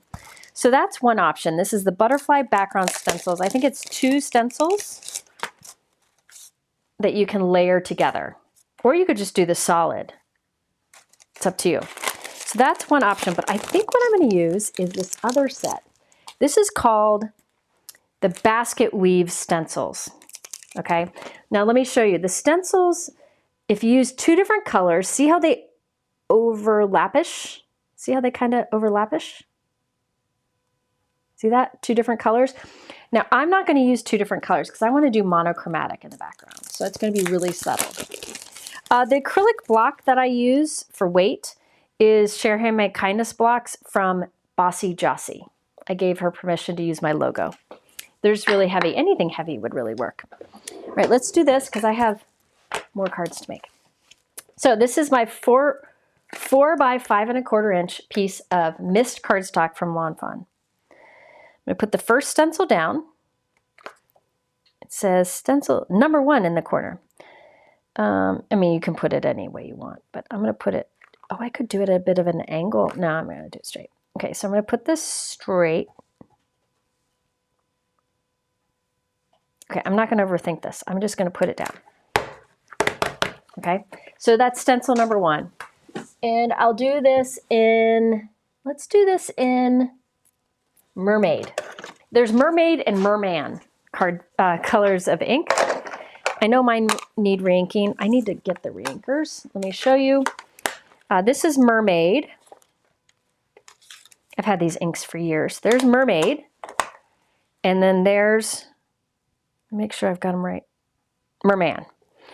And Mermaid is darker because, yeah, women. Okay, so Merman and Mermaid. I think I'm going to do hold on, let me do that again. Mermaid is darker than Merman. Is that right? I think it is. But the lids look different. If somebody from Lawn Fawn's here, let me know. But they go really well together. Where's my ink stand? I can't ink without my ink stand. Oh, here it is. So I'm going to take Merman and a blending brush. This is my Pink Fresh 1-inch magic blending brush. Just do a quick inking. One is brighter, yeah. We went to Zender's in Frankenmuth in December. Yep, that's my mom is a Zender. She's a Zender. I haven't been, I used to go to Frankenmuth. Man, we went like once a month, didn't we, Mike, when we were little? Yeah. And it's my favorite place. They had an arcade that was awesome. Mike and I would spend hours there. In fact, they had that Leprechaun video game that I'm dying to find. Anyway, but I haven't been in a few years. Okay, so that's stencil number 1. Now stencil number 2, there's etching on it. And if you line it up just right, let's get this just right. Hold on. Jennifer has to think. It's hard for Jennifer to think. See how that fits right on top? That's so cool. And then those colors won't overlap. Now, again, I'm doing tone on tone. So you won't be able to tell that this is like a weaving pattern, but it is. You're going to lose, I feel bad because you're going to lose it with doing tone on tone. But let me show you again. See how the two stencils make it so in some areas the darker colors on top and some areas the lighter colors on top? So you get a really nice weaving pattern. And then you can offset it some too and get more weaving. But I'm just doing Mermaid and Merman. So it's like a tone on tone. I want it to be kind of subtle. There we go. That's cool. I like that. That's pretty cool. Hold on. But there's one thing I have a problem with. Doobie-doo. Hold on. Un momento. I need more color at the bottom. Which one did I do? See, I forget. Okay, that was that. And then Jennifer's overthinking. Give her a moment. So we grew up going to Frankenmuth. My mom was just there last week. But I haven't been in many years. My grandparents lived there. And all of my other relatives on my mom's side still live there. Okay, there we go. Okay, so look at that nice little basket weave. Just something somewhat subtle. Let's see. And yeah, that would look nice in the background of that. Like that. See? Okay, let me put this all away. If I don't put it away, I lose my mind. Okay, so now I cut this black circle from the circle die that I cut to the outside of my donut with. So this circle die is cut a bit bigger than the opening of my wreath. And then this one is the same size as the opening. And I stamped a sentiment on. Let me show you what it is. This will give us a nice little black trim. The sentiment that I did here, have a beautiful day, is from that butterfly stamp set. The I Like Big Butterflies. So this is the I Like Big Butterflies stamp set that I did all these butterflies from. And the sentiment says, it's a long sentiment that says, have a beautiful day, but I just cut the words apart so I could stack them and fit them on a circle die cut. There's also thinking of you. I like this, feel butter soon. That's cute too. Okay, so this I thought would look at that. Look how nice that looks. And it will do again the spinning action. Now, I need to put this on a card base. So I will grab a 4 1/4 by 5 1/2 inch note card. I'll put my Lawn Fawn, I think this was mist cardstock, that is 4 by 5 1/4 onto it, like that.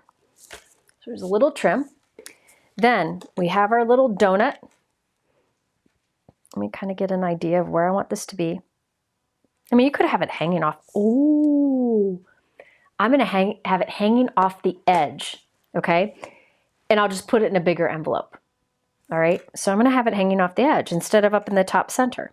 So I'm gonna place it right there, hold it there. I'll put a magnet on it so it doesn't move.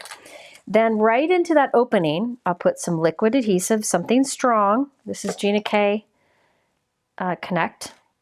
And I'll place my button in there. So my button is glued to the background, but this wheel thing is not glued. Really, you want to give this actually time to dry. I'm impatient, so you could use double-sided tape if you're impatient, but I'm going with this. Now I'm going to put some liquid adhesive on top of my button. Okay. Then I'll place my sentiment on it. And you want to make sure the sentiment is flat or straight.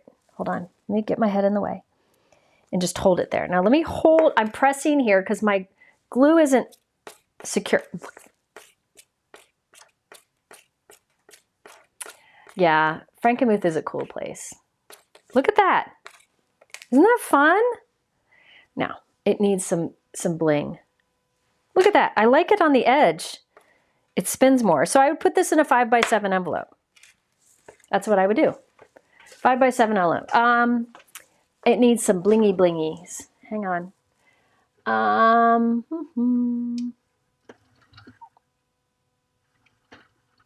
You could put some like rock candy glitter on the wings, you know.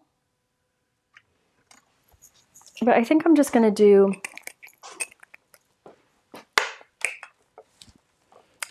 just some flat. No, I'm not going to do flat. I think I'll use those white that I used before. They're right here. They're not super sparkly. Hold on, I got to overthink. I know what I'll do. I will use what I always use. This is the Hero Arts. It's sold out everywhere, but this is the Hero Arts Circle Confetti die. It'll come back in stock. But I use this to cut a bunch of little dots of specialty cardstock. And I'm going to cut it from some white glitter cardstock. And then I have lots of flat little embellishments that are sparkly. You could use stickles. Honestly, I don't know where my stickles went. I think they ran away. So I put butterflies, I put these cutesy butterflies on top of these solid butterflies, but you could put a flower on top or what else, Mike?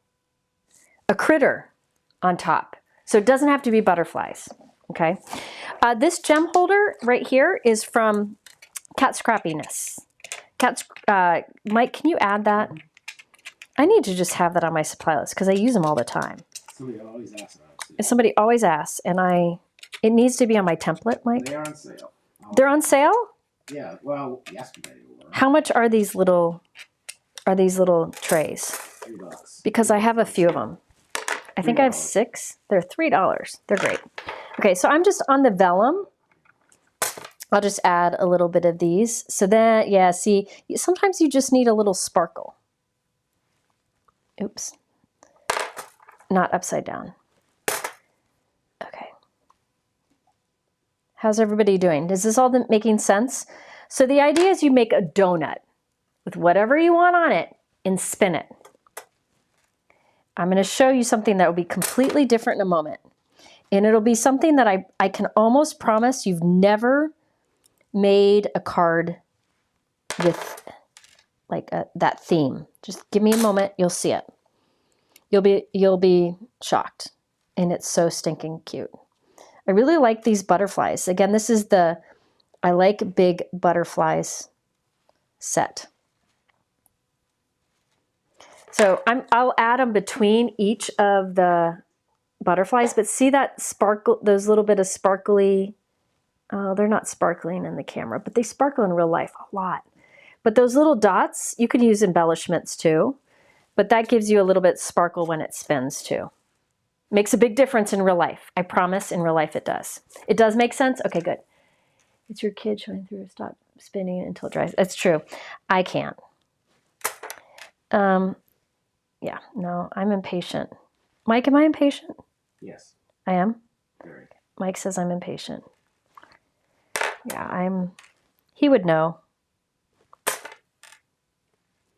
Is that my worst quality, Mike? You're really going into territories here. He's my brother, so it's dangerous to ask Mike. We all got issues. We all have issues. We all have issues. Okay, so I just put little sparklies in between because who doesn't like sparkle? Okay, so there we go. Isn't that fun? Very clearly. So for the person who is worried about this, like them not knowing that this will spin, right? You could have it hanging off the edge where it more clearly spins, right? So just some options. All right, next. Let's see. I have more spinny, but I'm wondering if it doesn't make sense to show that next. Let me think about it. Yeah,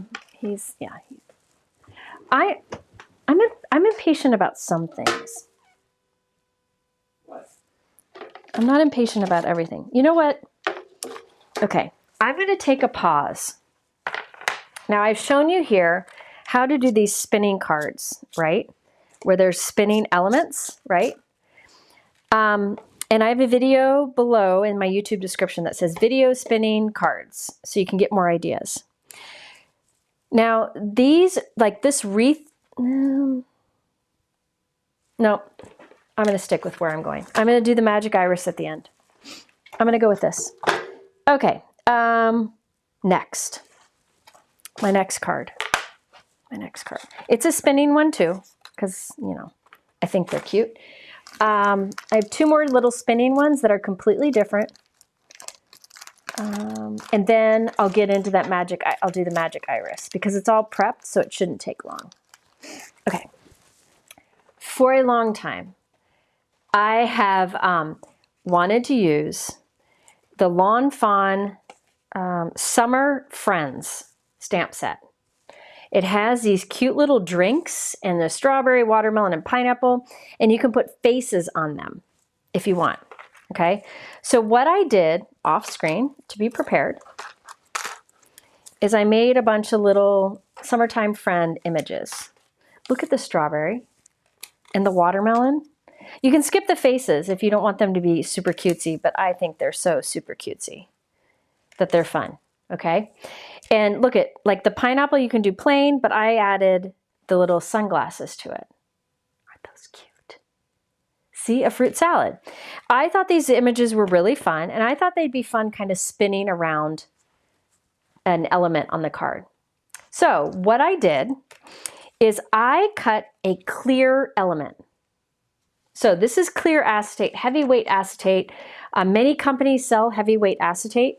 The trick to cutting heavyweight acetate with a die, if you've ever had trouble cutting heavyweight acetate, let me show you, is say you have this heavyweight piece of acetate and you want to cut it. You put the die on top, put a piece of scrap paper behind it, and run it through.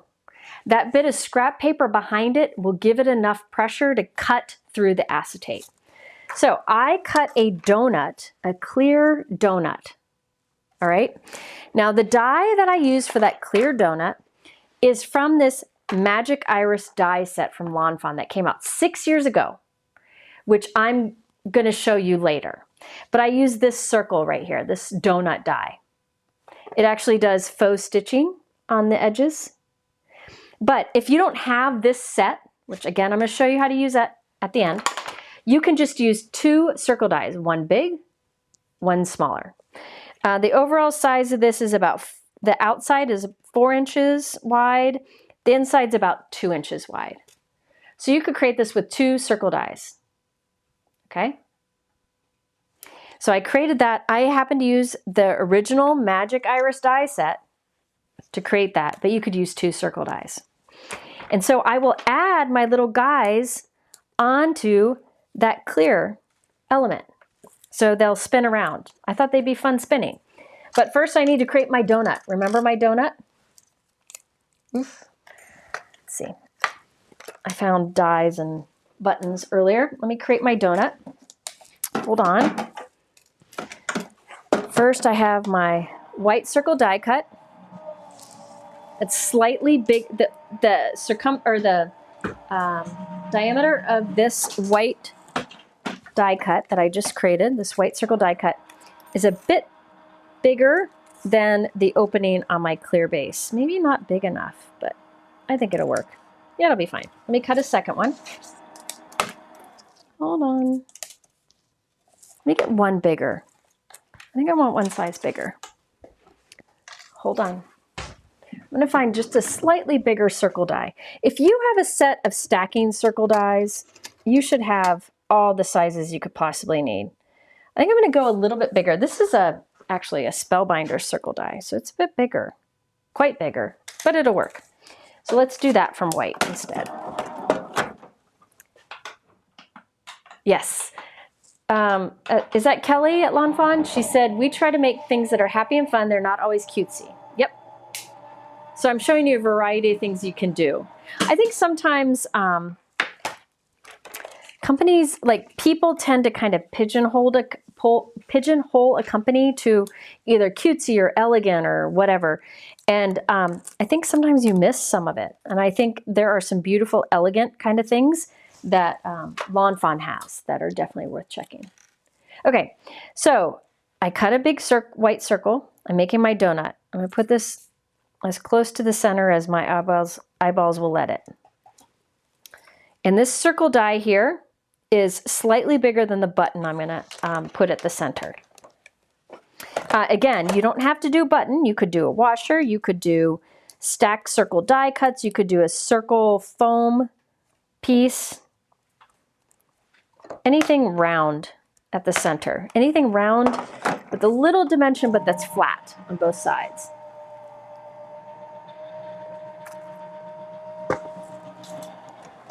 Okay, is Mom coming over? Okay, so there's my donut, okay? I had a little bit of adhesive for my tape. I use Easy C tape, which I've linked below. I think it's fantastic for die cutting because it never tears your paper. Sometimes it might leave a little bit of adhesive behind, but it rubs off with your finger or an eraser. Carol, thank you. Thank you. Okay, so I have my donut. Now I need to put my clear donut onto my white donut. So see, I want you to see it. So the clear is going to put on top. Okay. So let's do the clear on top. And I think instead of using liquid adhesive and, well, I'll do liquid adhesive for now. So I'll put liquid adhesive around the edge. Here's the thing, liquid adhesive takes longer to dry on acetate because acetate's not porous, but it will end up drying. So I put liquid adhesive around the outside of my white donut, and I'll place my clear donut on top, and we'll just press that down there, okay? I could put another on top, but I'm not gonna bother. Okay, so let me show you what it looks like. White donut with a clear donut around it. All right, now I have a sentiment here. I did Yay It's Summertime from the same Summer Friends sentiment. And then I need to cut this, I think I want black again. I like that black trim around the edge. Get some black cardstock, cut a circle.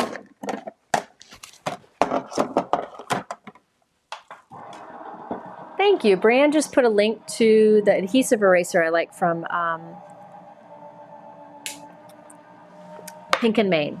Lawn Fawn has great heavyweight acetate. If you're looking for some and you're doing some shopping today, it's 15% off. Lawn Fawn's acetate is, you can heat emboss on it too. So it'd work for this or for heat embossing. So there I did black, and that'll go right over the center when we get there. We're just not there yet, okay? So that's ready. Now I need to add my little critters, my little cocktails going around the outside edge. So I think I will add them just kind of randomly. Now listen, if I was creating this on my own, I would use liquid adhesive and give it time to dry. We don't have time for that. Oh, Leanne's here. Hi, Leanne. So I'm using a little bit of tape runner and liquid adhesive so that I know it will end up sticking. So I'm going to put these guys going around the edge. Oh, by the way, these guys I colored, once again, I colored these very quickly, super fast, using the coordinating coloring stencils. Remember how I showed you that Lawn Fawn now has coordinating coloring stencils for their stamp sets, which if you like to color, by all means, stick with what you like to do. It just depends. You know, it depends on what floats your boat. Now, I could have, so this clear donut that I'm doing, you could have used this wreath, and I could have put all of these critters on top of the butterfly, right? But I wanted to show you just some variations. So let's keep going here. I'm going to put adhesive on the back of all these fruit cocktails. I'm not sure which one I want to drink. Probably the one out of the coconut. I remember going to St. John with my kids and then working so hard to get a coconut out of a tree. Do you remember that, Mike? Oh, yeah. And then finally they got one and they made me a drink. I should find that image. It's so funny. Oh. They made me a drink and put it in it, and it was so good. I don't remember what it was, but it was good. It's probably just like pineapple juice. Okay. I'm hoping I have enough. I might have spaced these too close together, but we'll see. Look how cute that is. Oh my gosh. So, any images you want. Oh, who's texting me? Any images you want. I think I like another watermelon. Let me cut this watermelon real quick. You can put any images here. They don't have to be these particular ones. You could put little flowers. You could put, Lawn Fawn has a lot of cute little mice that would be great on here. Wait till you see the next one I do. It's so cute. You can see I'm creating this little fun scene. So I just wanted to show you any little images would work on here. They could be cutesy, they could be non-cutesy, whatever you want. But honestly, the watermelon and the strawberry are my two favorites in here. So I have two of those. So there we have this little wheel of images. It's kind of wonky. Maybe I should see how it's not balanced, but I think I might just leave it, which is really hard for me to do. But I think I'm going to leave it. See how it's not like balanced, but I'm going to go with it. Tell me to go. Oh, I know how to get it. In the stamp set, see there's these, there's a balloon and, hi, Victoria, and little tiny sentiments. I created tiny sentiments, so I can put those like on these bigger ones and give it a little more balance. So like I'm going to do relax and refresh on my watermelon here. So he's talking.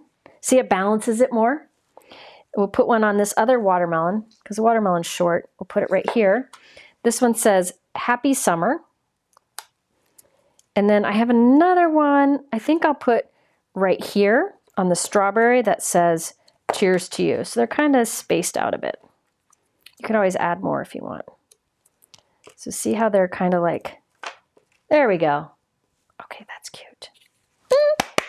Now the background of this, I think I'm gonna leave white. I'm just gonna leave it white. I think I like my little guys enough. See, I'm not giving enough time to dry. I like my little guys enough that I'm gonna leave it white in the background. I mean, you could do like that blue again, but I want white.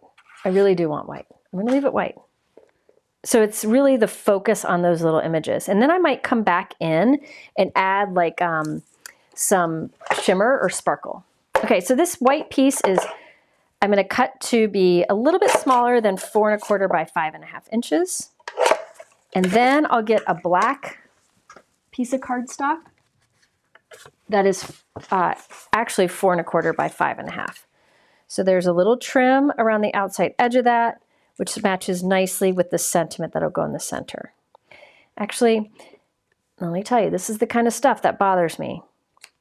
Now, see, all of this stuff is moving because I'm not giving it time to dry. See how this is a thin mat around here, but a thick mat here? I need the background to be, I need this to be a thicker mat to go with that. So I'm gonna cut my white background down more. So let's first cut it to be, let's cut it to a little less than 4 by a little bit less than 5 1/4 inches.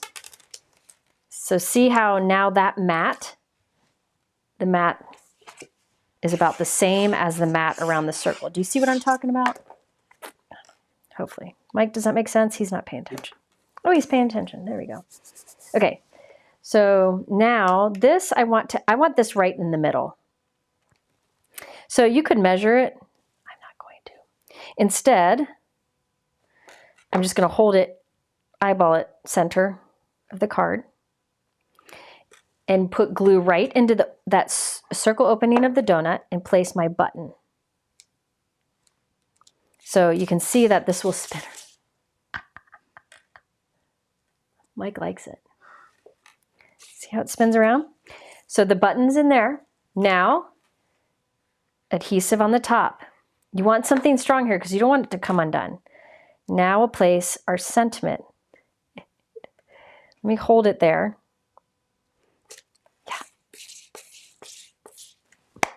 Okay, so this will be in a 5 by 7 envelope.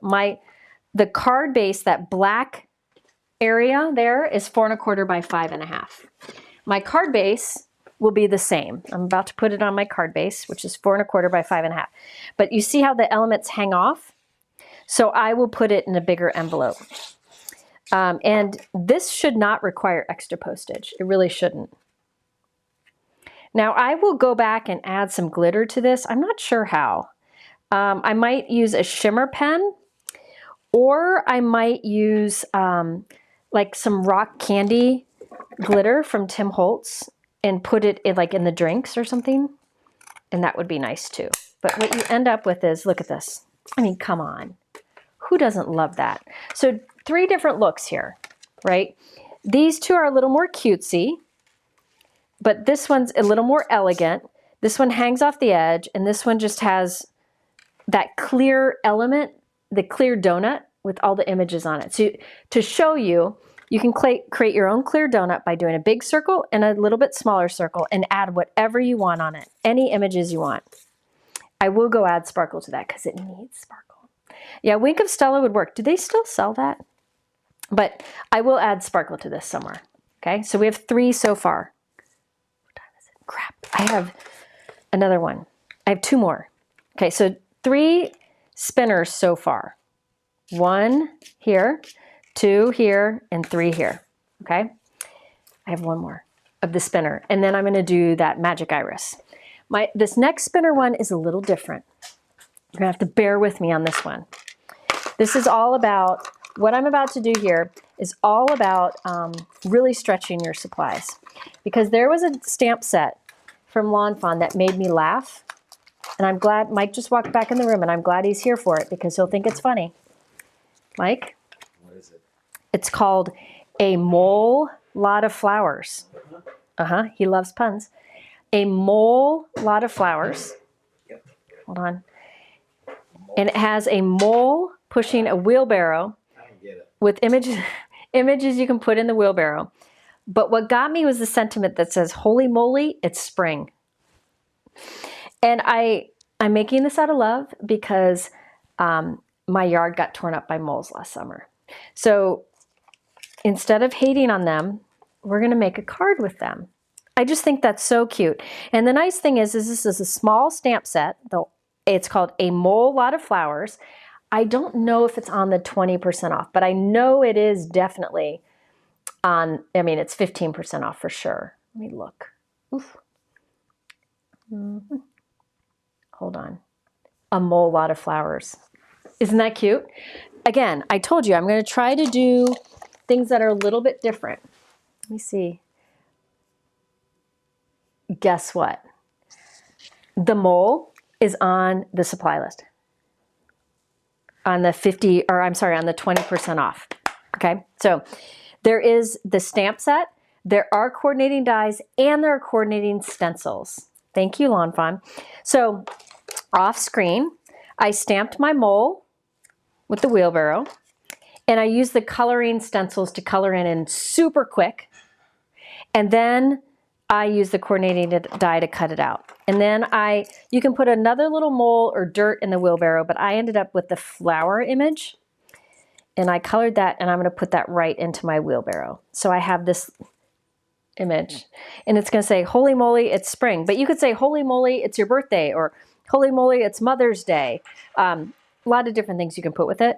Holy moly, Mike. Holy moly, that's a big butterfly. He like... Okay, so I did holy moly, it's spring. I also have a circle that I cut, that I stamped holy moly, it's spring on, and a black circle that's a bit bigger. We're doing 1 more spinner card, and then we'll do the magic iris. Okay. Then I also did some little flowers, but we'll get to that. Now this right here, this is, oh, they have another set called A Mole Lot of Love. How'd I miss that? I'm telling you, they have everything. Okay, this right here, remember the donut that I cut from acetate? I used this die from the Magic Iris set, which I'm going to show you in a moment. I cut this from white cardstock. So it's just a white cardstock donut. You could use a big die and a small die to cut it. If you want to do the same size, about 4-inch circle and a 2-inch circle. But I used the Magic Iris die. Okay, I cut it from white, and then I used a great stamp set. It's super tiny, so it's affordable. It is called the leaf, the grass, all the grasses. So there's all these little grass images, and I just stamped it around the center of my donut. Lawn Fawn said, we love a rodent. I like your rodents. I don't think I like regular rodents. I don't know. So I stamped a bunch of grass around the center here of this donut. And then there are coordinating stencils, and I quickly colored them using Lawn Fawn cilantro ink and the freshly cut grass. All right, you could hand draw those even, right? So my idea is to have the little mole with his wheelbarrow, and he spins around on a card. Because why not? Because I saw the mole, and I thought that was cute, and I had to do it. So I had to do the butterflies, and I had to do the cocktails, and I had to do the mole. You know, it's all different. It's all, you know, whatever. Okay, so I have my donut here. Let me cut the donut that goes in the inside so I can spin it. So let me cut a circle, a big circle with a small circle in the center. I also have little flowers here. I'll show you what those are from. And I'm thinking about putting them in the grass. And I am going to put this on a clear or on a white card so that that donut is kind of subtle. If I wanted to, I could put it on, I could have done this on like a blue, so it kind of looked like sky, but you know, whatever. This is what I decided. Okay, let's see. I have another another button I found that's flat. Let me make sure I have a circle die that's just ever slightly bigger than the button. Best way to figure out if the die will work is if your button just pops right in the center. It'll work. All right. Mike, watch the comments. Okay, so I'm going to put my little circle die as close to the center as I can. Man, am I not good at eyeballing, but whatever. Hold that there, run it through. So I'm making a donut. So again, all the cards I do today, you can do if you have circle dies of different sizes.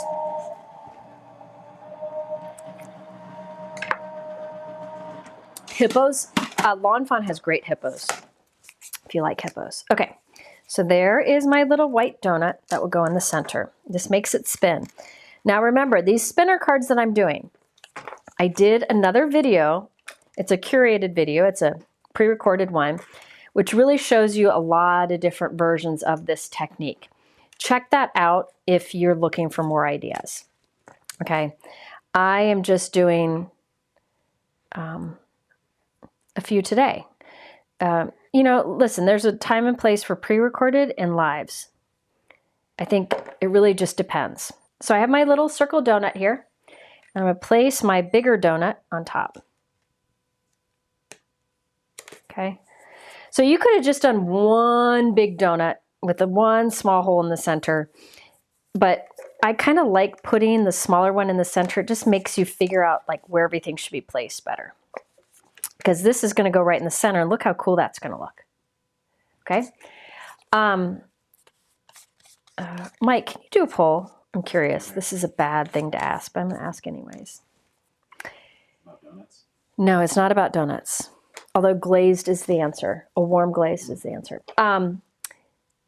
My question is, if you had to choose, would you prefer my pre-recorded videos or my live videos? Mike just gave me a look like, what are you asking that for? Okay, so I'm going to do this directly onto a white note card because I really want the focus of this to be on the little mole dude. Okay, so I'm going to do this directly on the front of a white 4 1/4 by 5 1/2 inch note card. I'm going to do it top center here. So I'm going to hold that at the top center, my big donut here, hold it at the top center.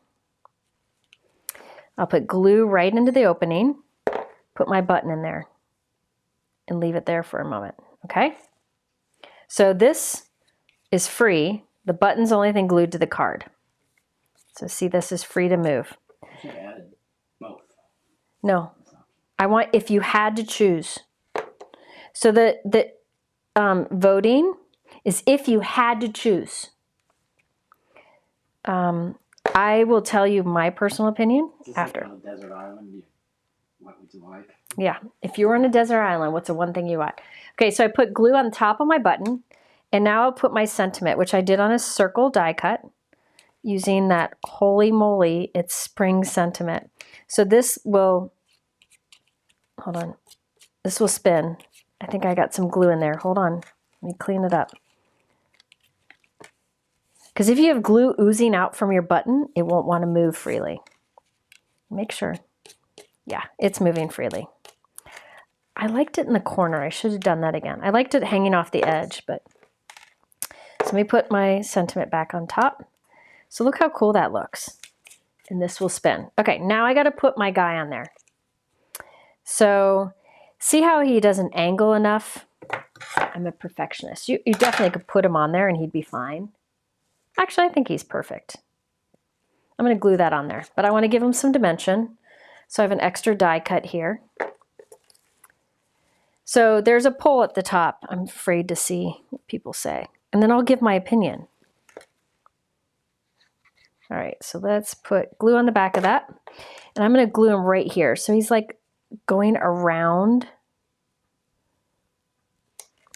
You could cut him apart and angle him if you wanted to, but I think he's good like this. So he'll go, look at him. He kind of spins. I don't want to touch him because he's wet. But now I need some little flowers. So let's put little flowers. These little flowers, remember I showed you before these message stamp sets that work at the center? The More Magic messages, the Magic Spring messages, and the Magic messages. These are all, I think, included in the 20% off that fit in here. But notice there's these tiny little flowers in it. See the little flower here and a little flower here? That's what I used to create these. And I did those off screen to save time, and I thought they'd be fun in the grass. Add those on here. All right, Mike, tell me. Uh-oh. What did Chris, Simon said, you and Christopher's here too? Christopher, Simon, hello. Two of my favorite guys. 77% said live. Oh, 77% said live. So here's the thing with live and pre-recorded. Simon, tell me what you think. What do you like to do?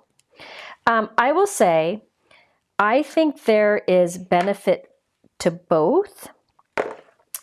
But I think there's more, to be honest with you, I think there's more benefit to lives than there is to pre-recorded, because you get that, like, seeing the process and really understanding things more.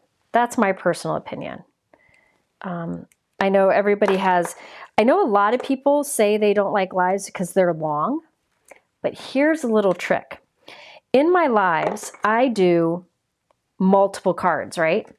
So you can watch it in chunks, watch it in 20-minute chunks and pretend it's just like 20-minute videos. So you don't have to watch it all in one sitting by any means.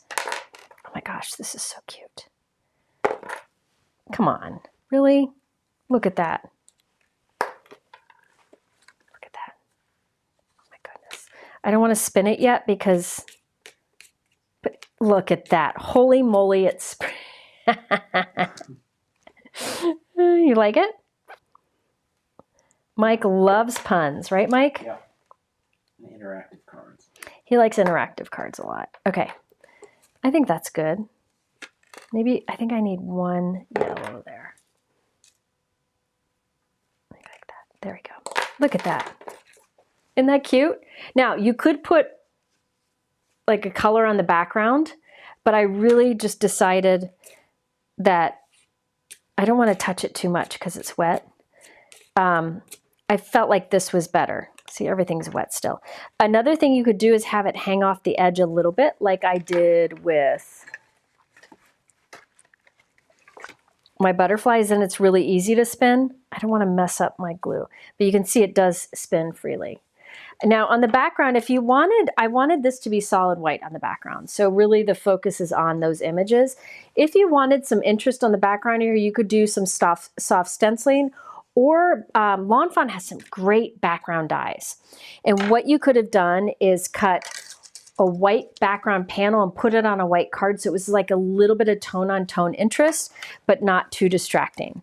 So now we have our little mole who spins freely, right? We have our butterflies that spin, our cocktails. I think Simon would like one of those. And then our more elegant butterflies. So there's some spinner cards. And again, I have more examples of that in my YouTube description below. I have a link to a video. It says video spinner cards. Okay. But I wanted to show you a variety. So the butterflies and the mole are new, but these little cocktails, these summer friends, this is an older product. I just wanted to show you could use really anything on it. And remember, this was the clear one. So it makes, I think that's cool because it looks like they're just floating around, right? So there's a variety of things here.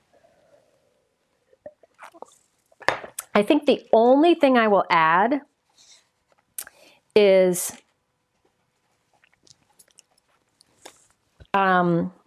On this one, I'll put some blings or shine somewhere. This one, I might put some clouds on like the edge of the, so there's some clouds kind of going around it. I don't know, maybe, we'll see. But I also just love the mole as is. Holy moly, it's spring. I think that's hilarious. All right, so these are all things you can do with circle dies, or you can use the products that work with this Lawn Fawn Magic Iris. And I'm going to show you the Magic Iris now. But first, one of the things, I've mentioned this in my videos in the past, when I get new dies that are interactive, or I come up with a new technique, I like to make a little mock, like a template. This is my little mock. So I'll keep this in a drawer, and in here I can see how I put, like I just used some temporary adhesive, how I put these kind of spinner cards together. So next time I want to make a spinner card, I can go grab this one and I'll say, oh, okay, so I need to make a donut of some, and then put things hanging off of it, and then put a circle on top. And there I have my spinner card. So I like to create these kind of little templates or mocks that I keep on hand for when I want to do it in the future. Oh, you do that too, Kelly? Good. All right. Mike, can you put in the chat a link to my spinner card video? It's in the supply list. One more. I know I'm running out of time, but I wanted to do a soft colored, like a soft pastel covered Magic Iris card. Now let me tell you about Magic Iris. I know it sounds weird, but this is the Magic Iris die set that came out 6 years ago with Lawn Fawn. I feel like this was, personally, I feel like this was like the game changer for Lawn Fawn. Lawn Fawn has a lot of interactive dies that are fantastic, that make things spin or pop or rotate or all the things. And I've used them many times in videos. And what I like about the Lawn Fawn interactive dies is you can use them with Lawn Fawn products or other products you have on hand. So they're like a core product. So this is the Magic Iris die set that came out 6 years ago, and I still like it, and I'm going to use that now. Okay.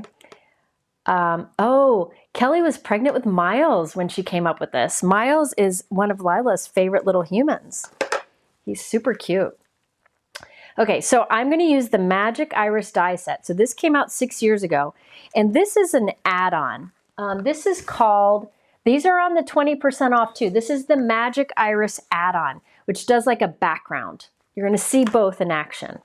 Now first, let me tell you, what I used on my, for the clear donut on this, and for the white donut on this, was this Magic Iris donut right here, okay?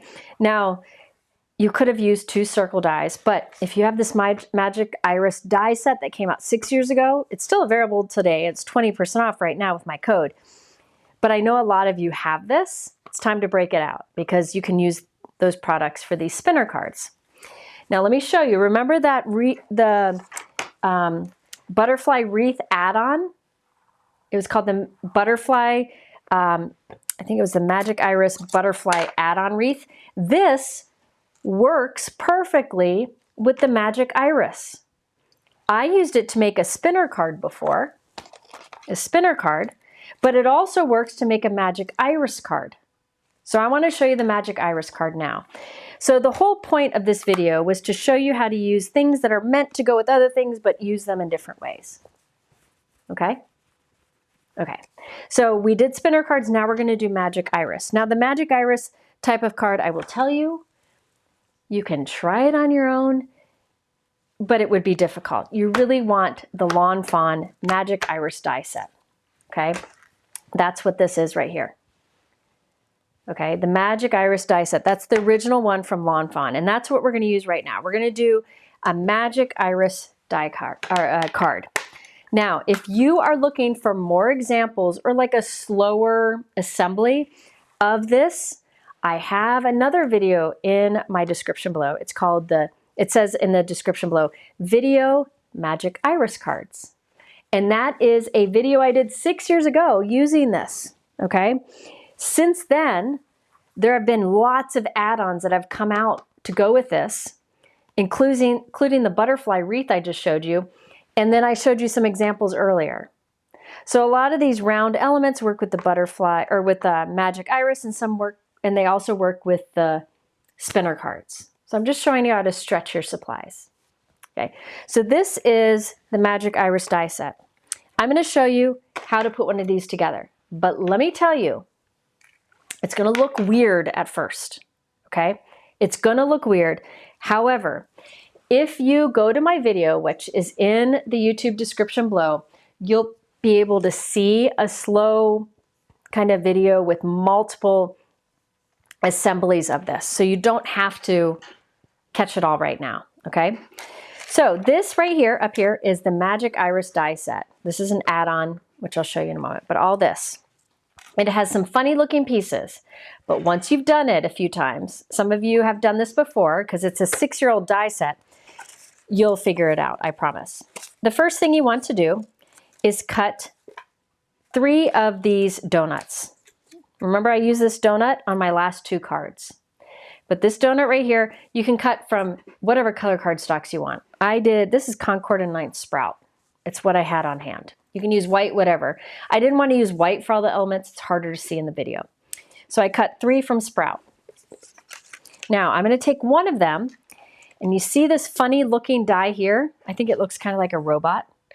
I'm going to lay it on top so that that metal circle in the center lines up with the hole in our donut. So you'll see it lines up nicely. And then I'll take some tape and hold it in place so I can run it through my die cut machine.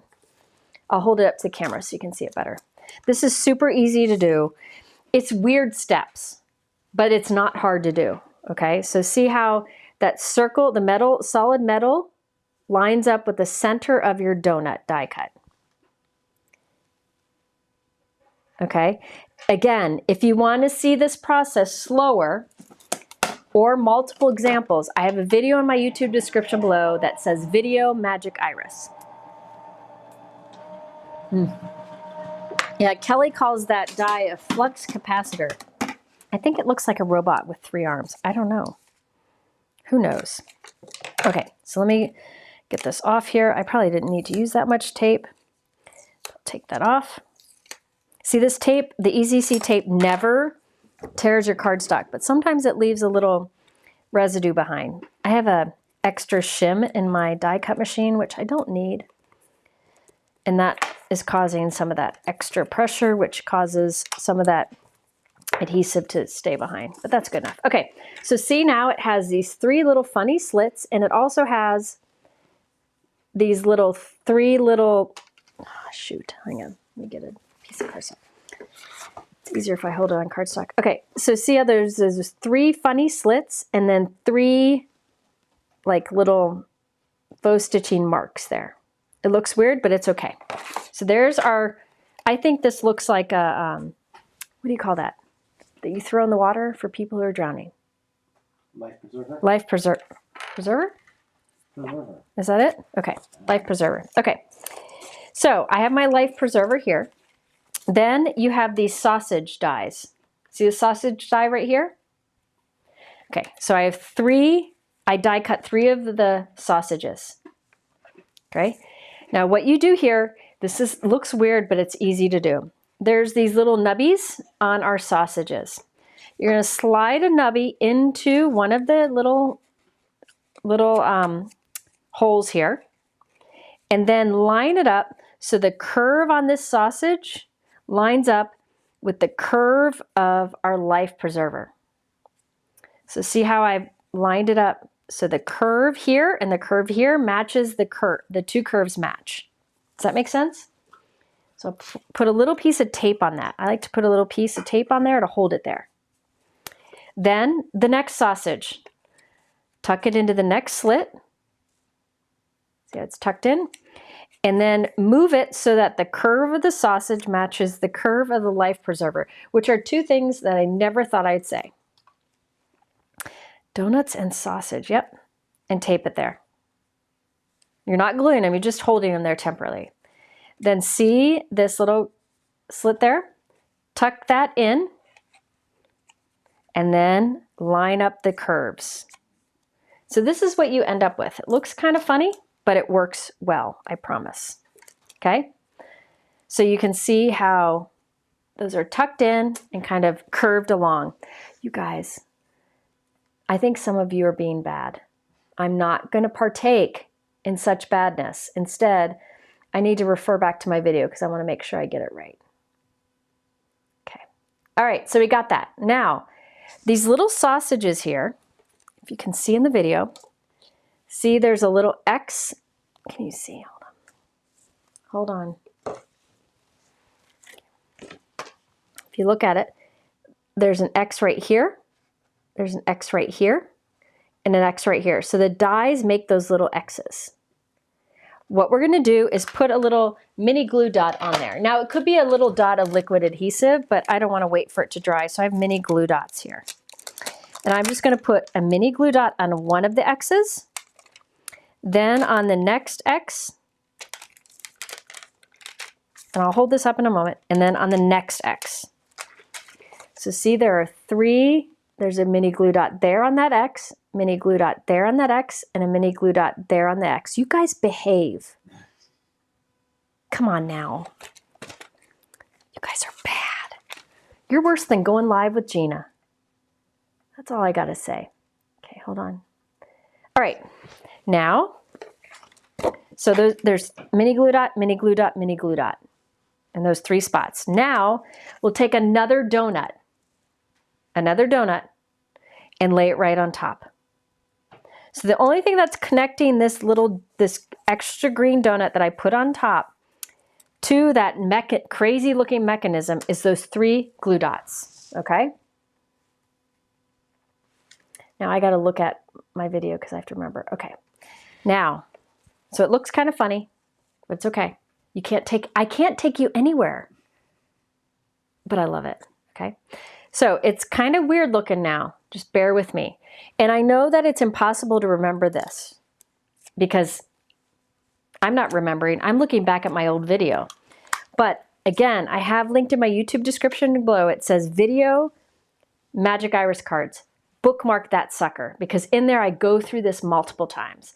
Maple bacon donut sounds good. Okay, so you're gonna take this and flip it over. Oops, flip it over. So you're looking at the back side here. There are these temporary pieces of tape. I'm leaving there for now. You guys are bad. Okay, now, by the way, I used green cardstock there. It doesn't matter, nobody's gonna see it.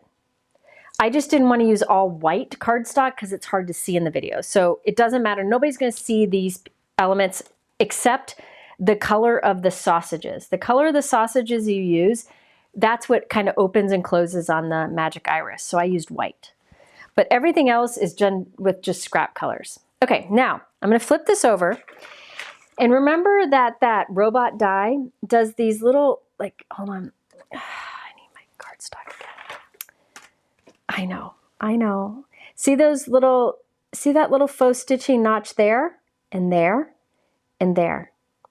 What I'm going to do is put some adhesive to line up little pieces on there. But I'm realizing that my tape's in the way. Hold on. These pieces of tape are in the way. Let me move them. Let me just shorten them. I'll make them shorter. Because they're in the way. Because we got a glue on there. So let me get those out of the way. Is somebody here, Mike? So I was with Lila earlier this week out at my grandson's house and Ken went to stay with her for the second half of her spring break. And they're coming home today, but that's not till later tonight. Okay, so remember there's these little like notch marks right here, here, and here. We have this die, it's this one right here, and I cut 3 of them from whatever colors you want, it doesn't matter. And what we're gonna do is glue them into that little nook. So let me show you. See this little nook right here? That little nook? I'm gonna put glue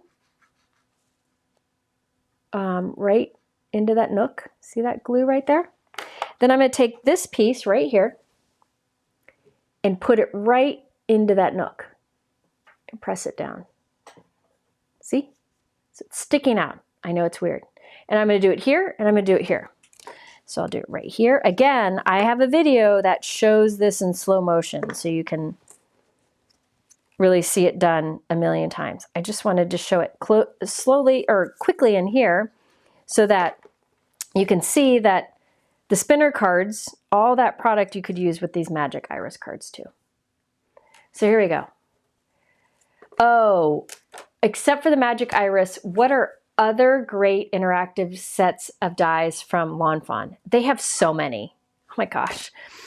If you go to my website and search on Lawn Fawn, you'll see so many different ones. I don't know what they're all called. If you're here and you guys are bad. If you're here and you've done other interactive die sets from Lawn Fawn, let me know what other ones you like. But the Magic Iris, I think, is one of my favorites. I don't remember what the other ones are called. I've done so many with Lawn Fawn. The reveal wheel is great. The reveal wheel is great too. Okay, so this is what we've got going on. It looks a little weird right now. Just bear with me. All right, now let me just... Okay, hold. Okay. All right, now, so this kind of looks like a Y, right? I'm going to flip it over. Oh, platform pop-up, that's a good one too. I'm going to flip it over and you can see it looks like a Y, right? Then there is this little tab die cut. This little tab is going to get glued right about here against one of these things, but I just put this one down. Let me show you. Put the glue here and I'll place this here so that the curve matches the curve inside of the donut. And I'm placing it so, see there's like a little V here between this little piece sticking out and the edge of that white tab. See how there's a little V right there? That's the hardest part. If you can get that placed just right, you're good to go. So again, on the front of my little donut mechanism, you see this piece sticking out here?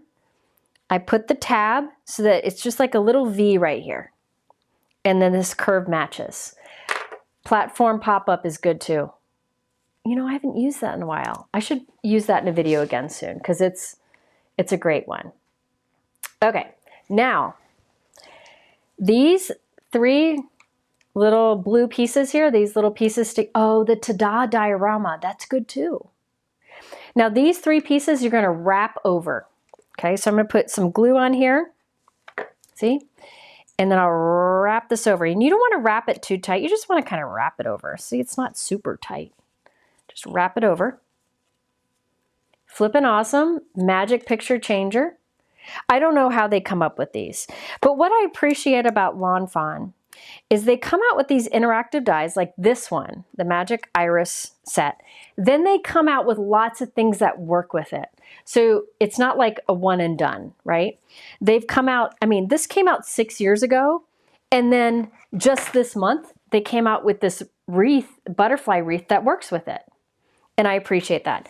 Slide on over, knock, knock, yep, there's lots of good ones. My guess, did I do this wrong? My guess is, oh, I did this wrong.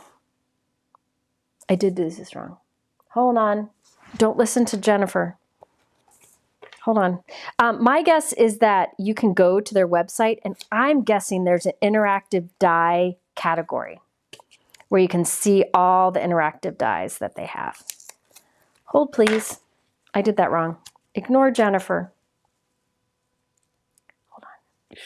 Oh, Brianne just put in the comments the interactive die category. And remember, they're all 15% off today. Okay, hold on. I got to figure out what I did wrong here. Okay. All right, I got it. I forgot my last wheel. I've got this wheel I got to put on top. Okay, so pretend I didn't fold those over there. You take one last wheel or donut, just lay it on top. Just lay it there, don't glue it. Then fold those blue flaps over. So I'll put some glue here. Make sure these line up. I'm going to put a magnet on there so they don't shift. Put some glue here. Sorry guys, I messed up. But again, I have a video that shows this without the mess ups. It sorts by best selling. Oh, Lawn Fawn, Kelly said, if you go to the interactive die category at Lawn Fawn and check it out, it sorts by best selling. So you'll see what's the most popular of the interactive die sets there. If this comes together now after I've torn it apart, it'll be a miracle. All right, so now this one, we'll fold this one over. And you're not doing it tight, you're kind of doing a little bit loose. So you see how the curve of these pieces is close to the inside curve of the donut, but not completely. Double slider, that's a good one too. So Brienne's link apparently sends you to the best, or will take you to the best selling. All right, now, okay. Now these little nubbies, I'm just gonna fold them over so they're kind of out of the way. So I just fold those over. There we go. Now we're good, okay? But remember I put that temporary tape there. I gotta take that temporary tape out because that was just kind of holding pieces together in the meantime. So I'm gonna take that out. Again, I used Easy C tape. You do not need to use tape to hold that temporarily together, but I find it helpful because I'm a klutz. See, I just tore that and I shouldn't have. So you could just hold it together, maybe with magnets instead of the tape, but I like the tape in there. Have you guys all watched Traders yet? You need to watch Traders yet. Okay, hold on. I made Christina watch it. Okay, I got, oh, there's another piece over here. Okay, so there's a piece of tape here. Let me get this out. Just make sure you don't glue your tape down, like into the card. Let me just take my tape out, hang on. I should have put my tape in a different spot, but you know when you're live, you don't really think through things. Okay, let me see if this is gonna work. Yeah, okay. Oh, there's some tape in here. Hang on, don't look. Don't look. Put my head over it. I use too much tape when I put this together. That Easy C tape, don't use as much as I use. Let me get that out. I use too much of it. Did you guys watch Traders yet? I made Christina watch it. She liked it, but she said she did not like the challenges, which I think I like them. You like Rob? Which Rob? There are a few Robs. There's 4 seasons. 2 seasons have Robs in them. Let me get my tape out of here. There's Boston Rob and then there's Rob R or something. Personally, I liked Mark Ballas. And I wish he would have won because I think he's a cool kid. Okay, so here's my mechanism. And watch this. See how that opens and closes? Look at that. Isn't that cool? That's the magic iris. You like Boston Rob? Listen, I watched Survivor years ago, and I was really annoyed by Boston Rob.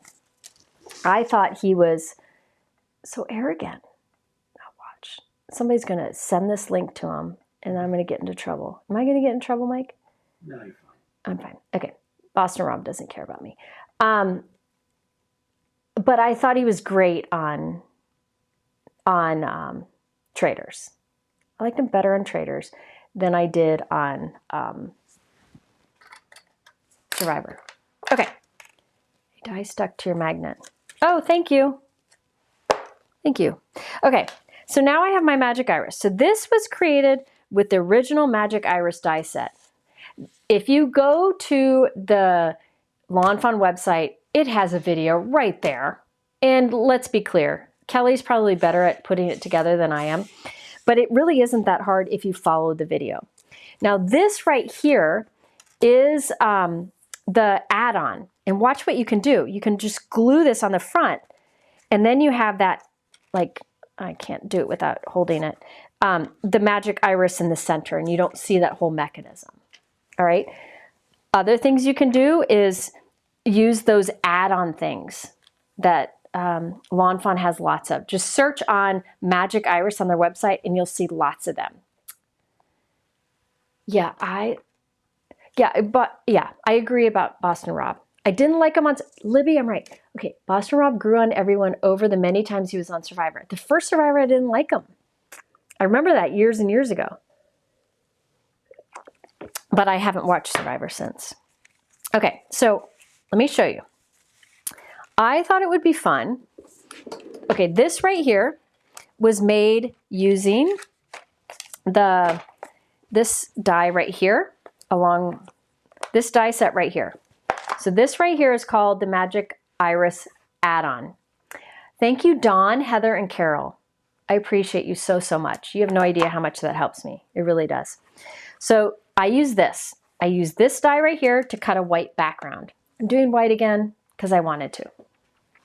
I don't know. Sometimes I feel like when I have something really special on a card, white on the background is good. So that's what I'm going with. So I'm doing soft colors here.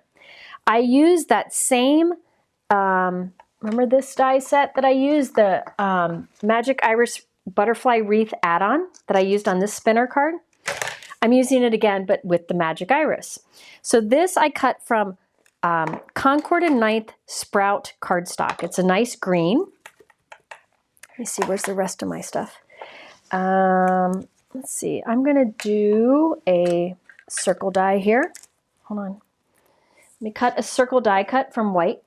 No, I don't need to do that. No, I don't need to do that. What am I doing? Okay, so this right here is my little Magic Iris mechanism, and I'm gonna put that right behind here, okay? But what I do is I close it all the way. See how it's completely closed? So this would be open, this would be closed. I put it in the closed position, and then it's gonna get glued behind there. But I wanna show you this you could put on the front of your card. Mike, this is probably a good time to do it. Hold on. I know I'm frantic. I have that Magic Iris card video that I did years ago, 6 years ago, and I have some cards. Let me show you those cards. Mike, can you pull up one of the Magic Iris cards that I did a long time ago, 6 years ago, okay? So you can see what you can do with this right here, this funny looking mechanism. First, Mike has to wake up. No, I just... It doesn't matter which one. Well, I gotta find the card. They're called Iris. I labeled them Iris. Oh, okay. Okay. I thought you wanted me to go to your site. No. I sent them to you earlier. Okay. Because I'm prepared. Okay. Gotcha. These 3 cards right here, I should have showed you this earlier. Just bear with me. These 3 cards right here were from my video I did using this Magic Iris die set that I just used 6 years ago. And all 3 of those cards have the Magic Iris in the center. And they're 3 very different cards. We have the horizontal one or landscape one on the left. We have a square one there in the middle, and then a 5x7 on the right. Can you go to the next example? That's what you sent. That's all? Yep. No. No, I sent you a bunch. They're there. You just didn't get them.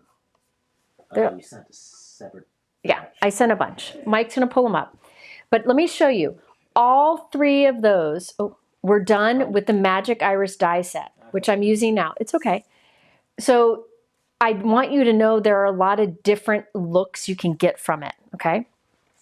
But I'm going to show you those in a moment. In the meantime, so this is the Magic Iris add-on right here. Okay, this is the Magic Iris die set. This is the add-on. Then there's a lot of add-ons since then, but this is the basic one. These are the 2, if you're going to do Magic Iris, these are the 2 I really, really like, okay? So the die set cuts this funky little piece right here. And what I'll do is I'll close my Magic Iris and then glue this funky piece so that the curve of the funky piece goes with the curve here. I know that looks weird, but it's going to work with this background. If you don't want to do this particular background, there is another little arrow tab you can add to the regular. But let me tell you, between my video and the millions of card examples on the Lawn Fawn website, you don't need anything else, okay? There's a lot there. So I glued that onto the tab, and then I'm going to cut right along that little bit. And what this does is it makes it go beautifully right, watch this, right behind that card panel. So here's the little tab, here's the opening. Isn't that cool? Okay, so this, I know it looks weird now, but it'll look good once the card comes together, I promise. At least I hope. Okay. I used this 6 years ago and I still love it. Okay. So, and by the way, this Magic Iris, if you didn't get it 6 years ago, don't worry. You can get it for 20% now if you want it. So all 4 cards I made before you could do with supplies you have on hand. But this one, this Magic Iris would be really tough to do with something else. Did you get those, Mike? Almost. Okay, Mike's pulling them up. Hold on. While he pulls those up, I'm going to start putting one of these wreaths together. I'm going to put, I created little butterflies earlier off screen. Remember the first card I made about 14 hours ago? I'm just doing another one. But this time I'm using the cardstock that is in that Lawn Fawn set I showed you, except I added one color to it. I'll show you that. So, okay, what? Okay, Mike's got, hold on. Mike's got more of the Magic Iris cards, images. Okay, pull it up. Okay, so see this card right here. That I made with the Magic Iris set that I'm showing you right now, plus a floral add-on that they have. And that's what it looks like closed. So you get it, that's what it looks like closed. Now, when you rotate that little tab, this is what it looks like open. Isn't that cool? So that right there, for me, I wouldn't call that cutesy at all. I think that's more of a more classic card. And I love it. Okay, the next one. Now this one's like a kind of cutesy sun one. These cards are all from the Magic Iris card video I've linked in my YouTube description below. See the sun when it's closed? And then when you turn that little tab up on the top left, that's what you get. You get the little sailboat. All this is Lawn Fawn stuff. I just tried to use Lawn Fawn stuff kind of creatively, and that's what I got. And then this one, this is a 5x7 card, and that's what it looks like closed. And then when you turn the little tab, you got that with the message on the inside. So I just wanted to demonstrate that the Magic Iris die set can be used very creatively. I'm using it in a very basic way today, but there are many examples on the Lawn Fawn website or on my website. Those 3 examples I just showed, you can find on my website if you go to the link on the YouTube description below. Just go for where it's in my YouTube description, it says video Magic Iris cards. Now what I've done here is I created a little wreath using the new Magic Iris butterfly wreath add-on. So 6 years ago, they came out with the Magic Iris. They're still coming out with products to go with it, which I think is fantastic. And I showed you earlier, you can make this spin, right? But now we're going to use it with the Magic Iris. And I wanted to mention the colors I did here, really soft colors. The green I used there is Concord and Ninth Sprout. But the other colors, most of the other colors, are from that macaroon set of cardstock from Lawn Fawn. Oh, hold on. I showed you it earlier. These are the colors in the macaroon set. Really nice, soft colors. I think soft colors of cardstock are sometimes hard to come by. And this is nice. There's 2 shades of like a soft peach. There's a soft minty green, a soft pool, and a soft purple. Now, I use the soft purple and the soft pool. This is Mist. You can buy more of the individual colors. Uh-oh. I have to find what Mist. I used Mist and I used the lavender from that pack. Now the blue that I used, so this is Mist, this is lavender. This blue that I used here is Windy from Spellbinder. So it's fun to mix up some cardstocks. Now for the little tulips on there, I used white glitter cardstock, so there's a little bit of sparkle. Macaron, sorry. You know what, listen, I went to engineering school. I didn't go to English. Okay, to language arts. There we go. So there's a little sparkle, white glitter sparkle. It doesn't show up in the video, but it's on those little tulips. Now, watch what happens. So what I'm going to do here, hold on. So I'm going to glue this onto the front of my window.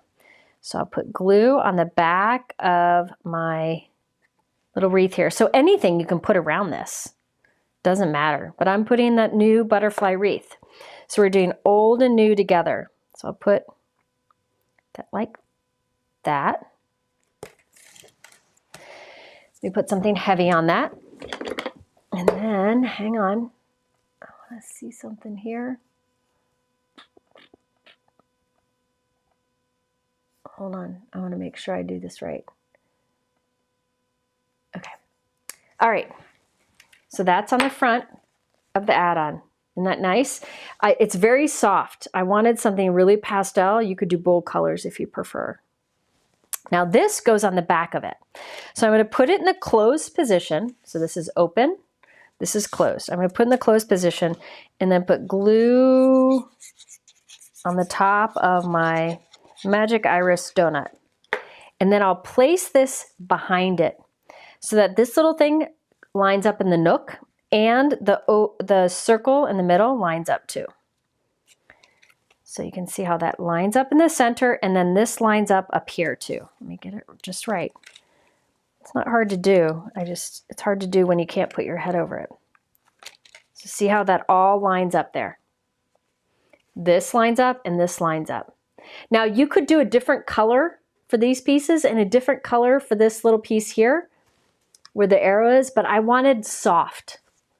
So I left it as is, okay? So let's see. Yep, it's still opening and closing, opening and closing.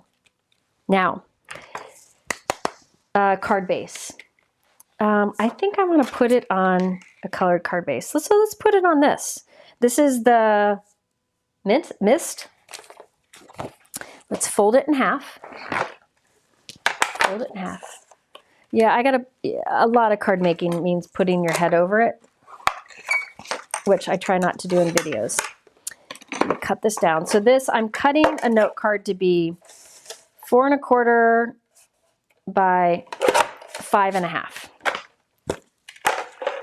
See it there? So this will go onto this, and see that nice little trim you get around the outside edge. This is going to go, when it works, when it's glued down, see how it is? See? So I'm going to put that down. So we need to put foam tape around this, but we don't want it buggering with getting in the way of any of the elements on here, right? We don't want it to hinder anything. So I'm just going to put foam tape up here and down here. So let's get some foam tape out. It doesn't have to be super thick. It doesn't matter.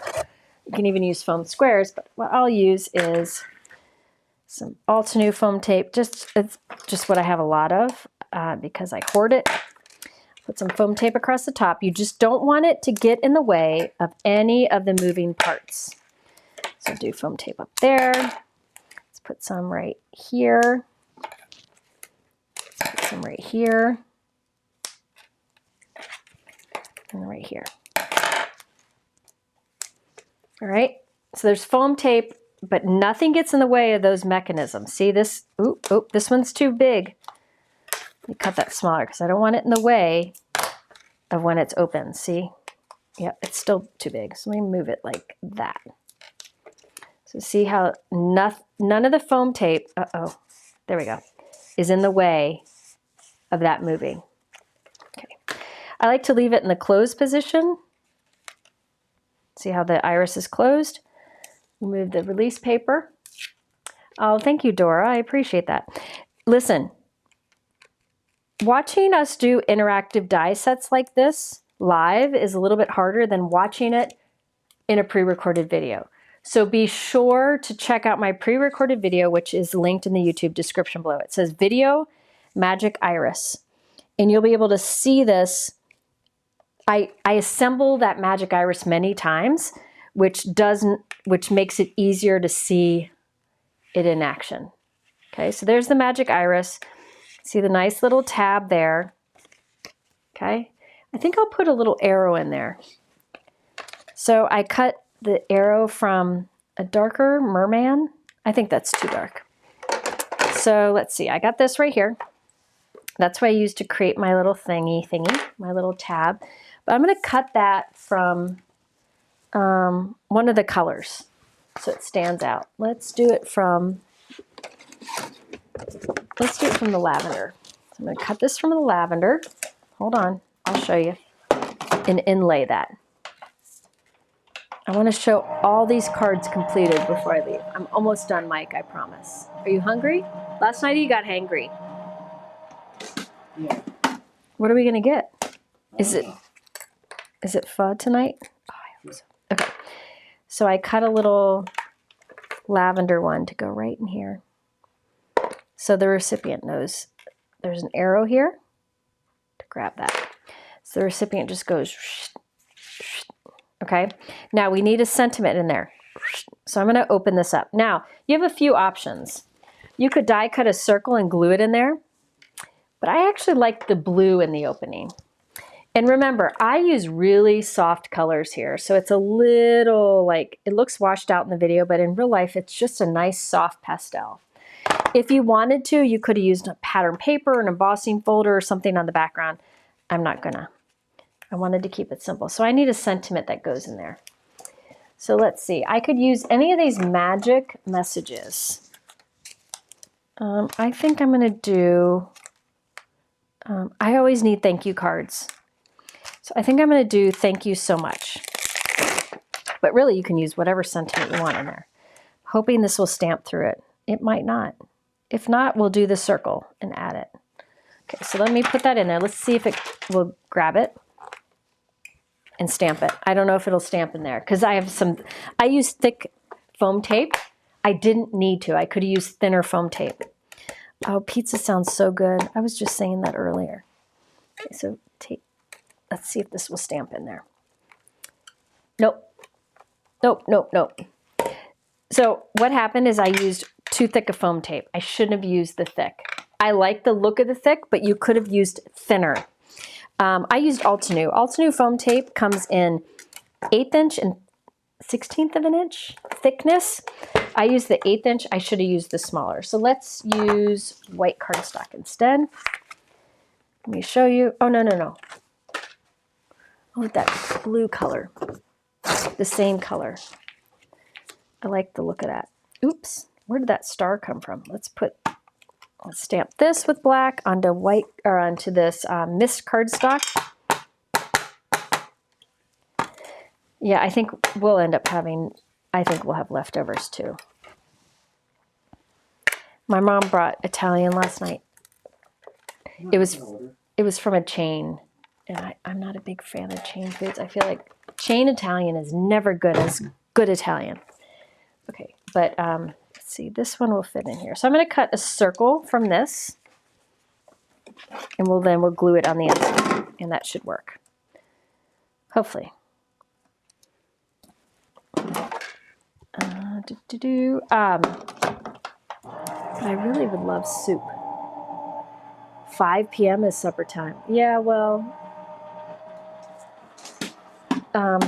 when I go live, that doesn't happen. Okay, so this I can glue right into the inside. Hopefully it won't get in the way. We'll just tuck this in here. Should work just fine. So I'm gonna tuck that in. Oh, look at that. Isn't that sweet? There's a lot you could do in there too. You don't have to do that sentiment. So let's push that down and then let me get that all down in there. There we go. So this is what it looks like when you get the card. You could put a sentiment on there if you want something or put it down here. I wanted something really soft looking. I will probably go back and add pearls to the body of the butterflies. But then when you open it, isn't that nice? Any sentiment would work in there. All right, so it's just got this little, so to show you that Magic Iris butterfly wreath, I made a spinner earlier, but here I did the traditional Magic Iris, okay? So you can see there's a few different things here. I showed a lot of different things today.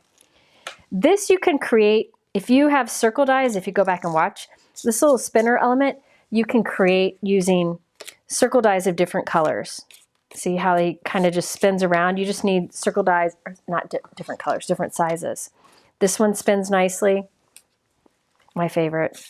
This one spins nicely. But this is the Magic Iris that came out 6 years ago that I still love. And the products I used on all of these are 20% off with my code below. Thanks to Lawn Fawn. I saw they were having a 15% off sale and I'm like, oh, this is a good time to go on live, and they offered 20% on these products, okay? So let me tell you what I would finish these off with. This one, I'll probably add pearls to the bodies of the butterflies. I wish you could, it looks so washed out in the video, but it's soft and beautiful in real life, okay? And there's faux stitching detail on it that really adds a lot of interest that you can't really capture on the video. This one, I will go add some kind of sparkle because our drinks should definitely have sparkle. And this one, I may add some clouds around the outside edge, but I will take photos of those. I'm hoping to do on Monday for all my recent videos and put those up online. But you get an idea of how all of these cards came together. So we did 5 cards. All right, now, before I start jabbering, I wanted to mention that I will be giving away a few things. Let me see. Where did that stamp go? Oh, it's up there. I have some giveaways. Oh. By the way, oh, hold on. There is 1, 2, 3 giveaways. While Mike's picking giveaways, all you have to do is leave comments in the chat to be eligible for a giveaway. If you've already left comments, you're eligible. He's going to pick 3 winners. If you're shopping, I do recommend looking at the flower treat box from Lawn Fawn. I didn't get a chance to do it, but this die cuts all the pieces you need to make this cute little treat box. And they have some really adorable examples on their website. I wanted to show that today, but I knew I wouldn't have time. But it creates a 3-dimensional box that's just great, and it opens and closes really easily. There's an example on their website with this, with like peach-colored flowers that is just beautiful. You got to check it out. All right, let me see here. And so I have my giveaways here. Another thing that, let me show you a few other things. If you like putting washi tape along the flap of your envelope to give it a little decoration, Lawn Fawn has fun washi tape that's unique. Like this one is grass, which would look great on the envelope for your Holy Moly card. And this one is rainbow, which would work with so many. It would look great with this card. It would look great with a lot of them. So if you're looking for washi tape to just put a little decorative tape on the flap of your envelope, Lawn Fawn has a lot of great ones. I also wanted to show you, I didn't get to use this today, but Lawn Fawn has the Scripty Thinking of You die and then the outline. So you can see the Thinking of You die, and then the shadow has like an engraved imprint of the word, so you know how to line this up perfectly on that. So you can buy them together or separately, which I like. And that's the Scripty Thinking of You. I've used their Scripty Thinking of, or Scripty sentiments many times in the past. They just didn't work with the cards I was doing today. So I wanted to show you this, and I'm sure you'll be seeing me use it. I just love the look of it. I did use a similar kind of Scripty stamp sentiment on the center of this butterfly one. Okay, so we have 3 giveaways. Let me show you what they are. The first giveaway is for the Magic Iris Butterfly Wreath add-on die set that I used on a few things, along with the Henry's Build a Sentiment Butterfly stamp set. And that's what I used for the center of this card. So both of these were used on this card. So one person will get this. One person will get the Stamp and Stencil Easter egg dies, Stamp and Stencil Easter eggs. So you get the stamp set and the stencils that color them and the coordinating dies. So that's winner number 2. Oh, wait, this is not the right thing. This goes with something else. Oh, no. Oh, this is gonna be hard. Oh, hold on. No, I'll get it. Then the third winner gets the butterfly background stencils. I showed you those earlier. So there are 3 winners. All right, Mike, who's the first winner? I'll put a Post-it on this so you know, Mike. Okay. So who's the winner number 1? Kim U. It's Kim letter U and then 830. Kim U 830. You win the Magic Iris Butterfly Wreath dies and the Henry Build a Sentiment butterflies. Who is the winner of the Stamp and Stencil Easter egg dies, stamps, and stencils? Marlene Eddy. Marlene Eddy, your winner number 2. And winner number 3 gets the butterfly background stencils. And of course, all of you get a card too that I made. Leslie Reese. Leslie Reese, you're the 3rd winner. So all 3 winners, please send me an email through my website. At the top, you'll see a place to do contact me, and just send me your address. So I have my 3 prizes here. And there we go. Let me give these to Mike so he can lose them promptly. Okay. Before I go, I just wanted to review a few things. Oh my goodness, I have stuff all over my floor. If you guys could see my craft room, you'd be so disappointed in me. I pinned the list, so okay. See yourself there. Mike pinned at the top of the chat the 3 winners. Okay. Now let me tell you about this. All of the things I used today, everything, all of Lawn Fawn's website is 15% off. Okay. Everything's 15% off. A lot of the things I used today, they gave an additional discount code. So you can get 20% off the things I used today. So everything at Lawn Fawn is either 15 or 20% off. You can use 2 codes at once. And all of that information is in the YouTube description below, so you can find it. Big thanks to Dora, Dawn, Heather, and Carol for the super chats. I really appreciate it. Yeah, the leak, let me tell you. Dora, was that Dora who said that? Go back to the super chats. Was that Dora? Dora, let me tell you about the leak in my roof. The people who put my roof on 5 years ago, they made a sloppy mistake at like where 2 roof lines met, and that's where the leak happened. So now I have to prove to them, I have to argue with them and prove that it was their mistake. So they have to pay to fix it and pay to fix everything inside. Or, I don't know. So that's another battle I have right now. But the rain, somebody did come out and do a temporary fix so that it won't leak anymore. But what was that movie, Mike, with Tom Hanks, where they owned a Money Pit? Money Pit. Yeah. Money Pit. Go back and watch the movie Money Pit. If you own a home, you'll appreciate the movie Money Pit. It came out years and years ago, but it's about a couple who bought an old home and it just keeps eating money. Just, that's what it is.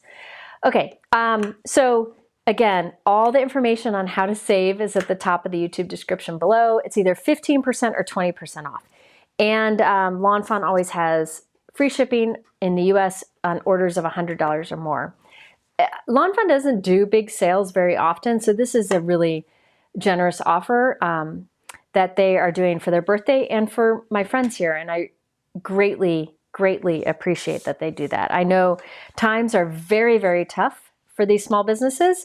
I feel like I've said that a lot over the last few years, but it seems like it's like whack-a-mole. When tariffs get handled, something else pops up. So I assure you they're doing everything they can to give you the best prices they can. I will be live tomorrow. It'll be either 3 or 4 p.m. I'm not sure which. Probably 3 p.m. tomorrow because we're going to celebrate Colin's birthday afterwards. So probably 3 p.m. tomorrow. There you go. Yeah, Money Pit is tough, man. Yeah, It's true. If you are looking for anything I talked about, I try to put as much information as I can in the YouTube description below. But I will say, if you go to the link at the top of my YouTube description that has the word live in it, that link, if you open it up to a new page, will have all of the special offer information at the top and then thumbnails below that showing you the things I use. It makes it easier to find things than the list in the YouTube description, but you can find it in either place. You have to watch from the beach? I watch from the beach. That's not fair. Invite me to the beach next time. Okay, so I think that's it for today. Thank you to Lawn Fawn for the great ways to save and for the great fun products. But I will see you again tomorrow afternoon. If you are always wondering when I go live, there are two great places to find out. You can join my Share Handmade Kindness Facebook group, where I share things that I don't share other places. So that's definitely worth checking out. You can just go to Facebook and search on Share Handmade Kindness and answer the questions and you can join. The other way is to go to my website, and if you look at the join my newsletter or whatever, if you click that and scroll down a bit, you'll see how to sign up for my texts. I always send a text about a half hour before I go live. So I don't abuse that privilege or give that number out. So it's a safe way to just find out when I go live or something big is happening. But in the meantime, I will hopefully see you tomorrow, and I hope you have a wonderful Saturday night. Take care. Mike's not ready.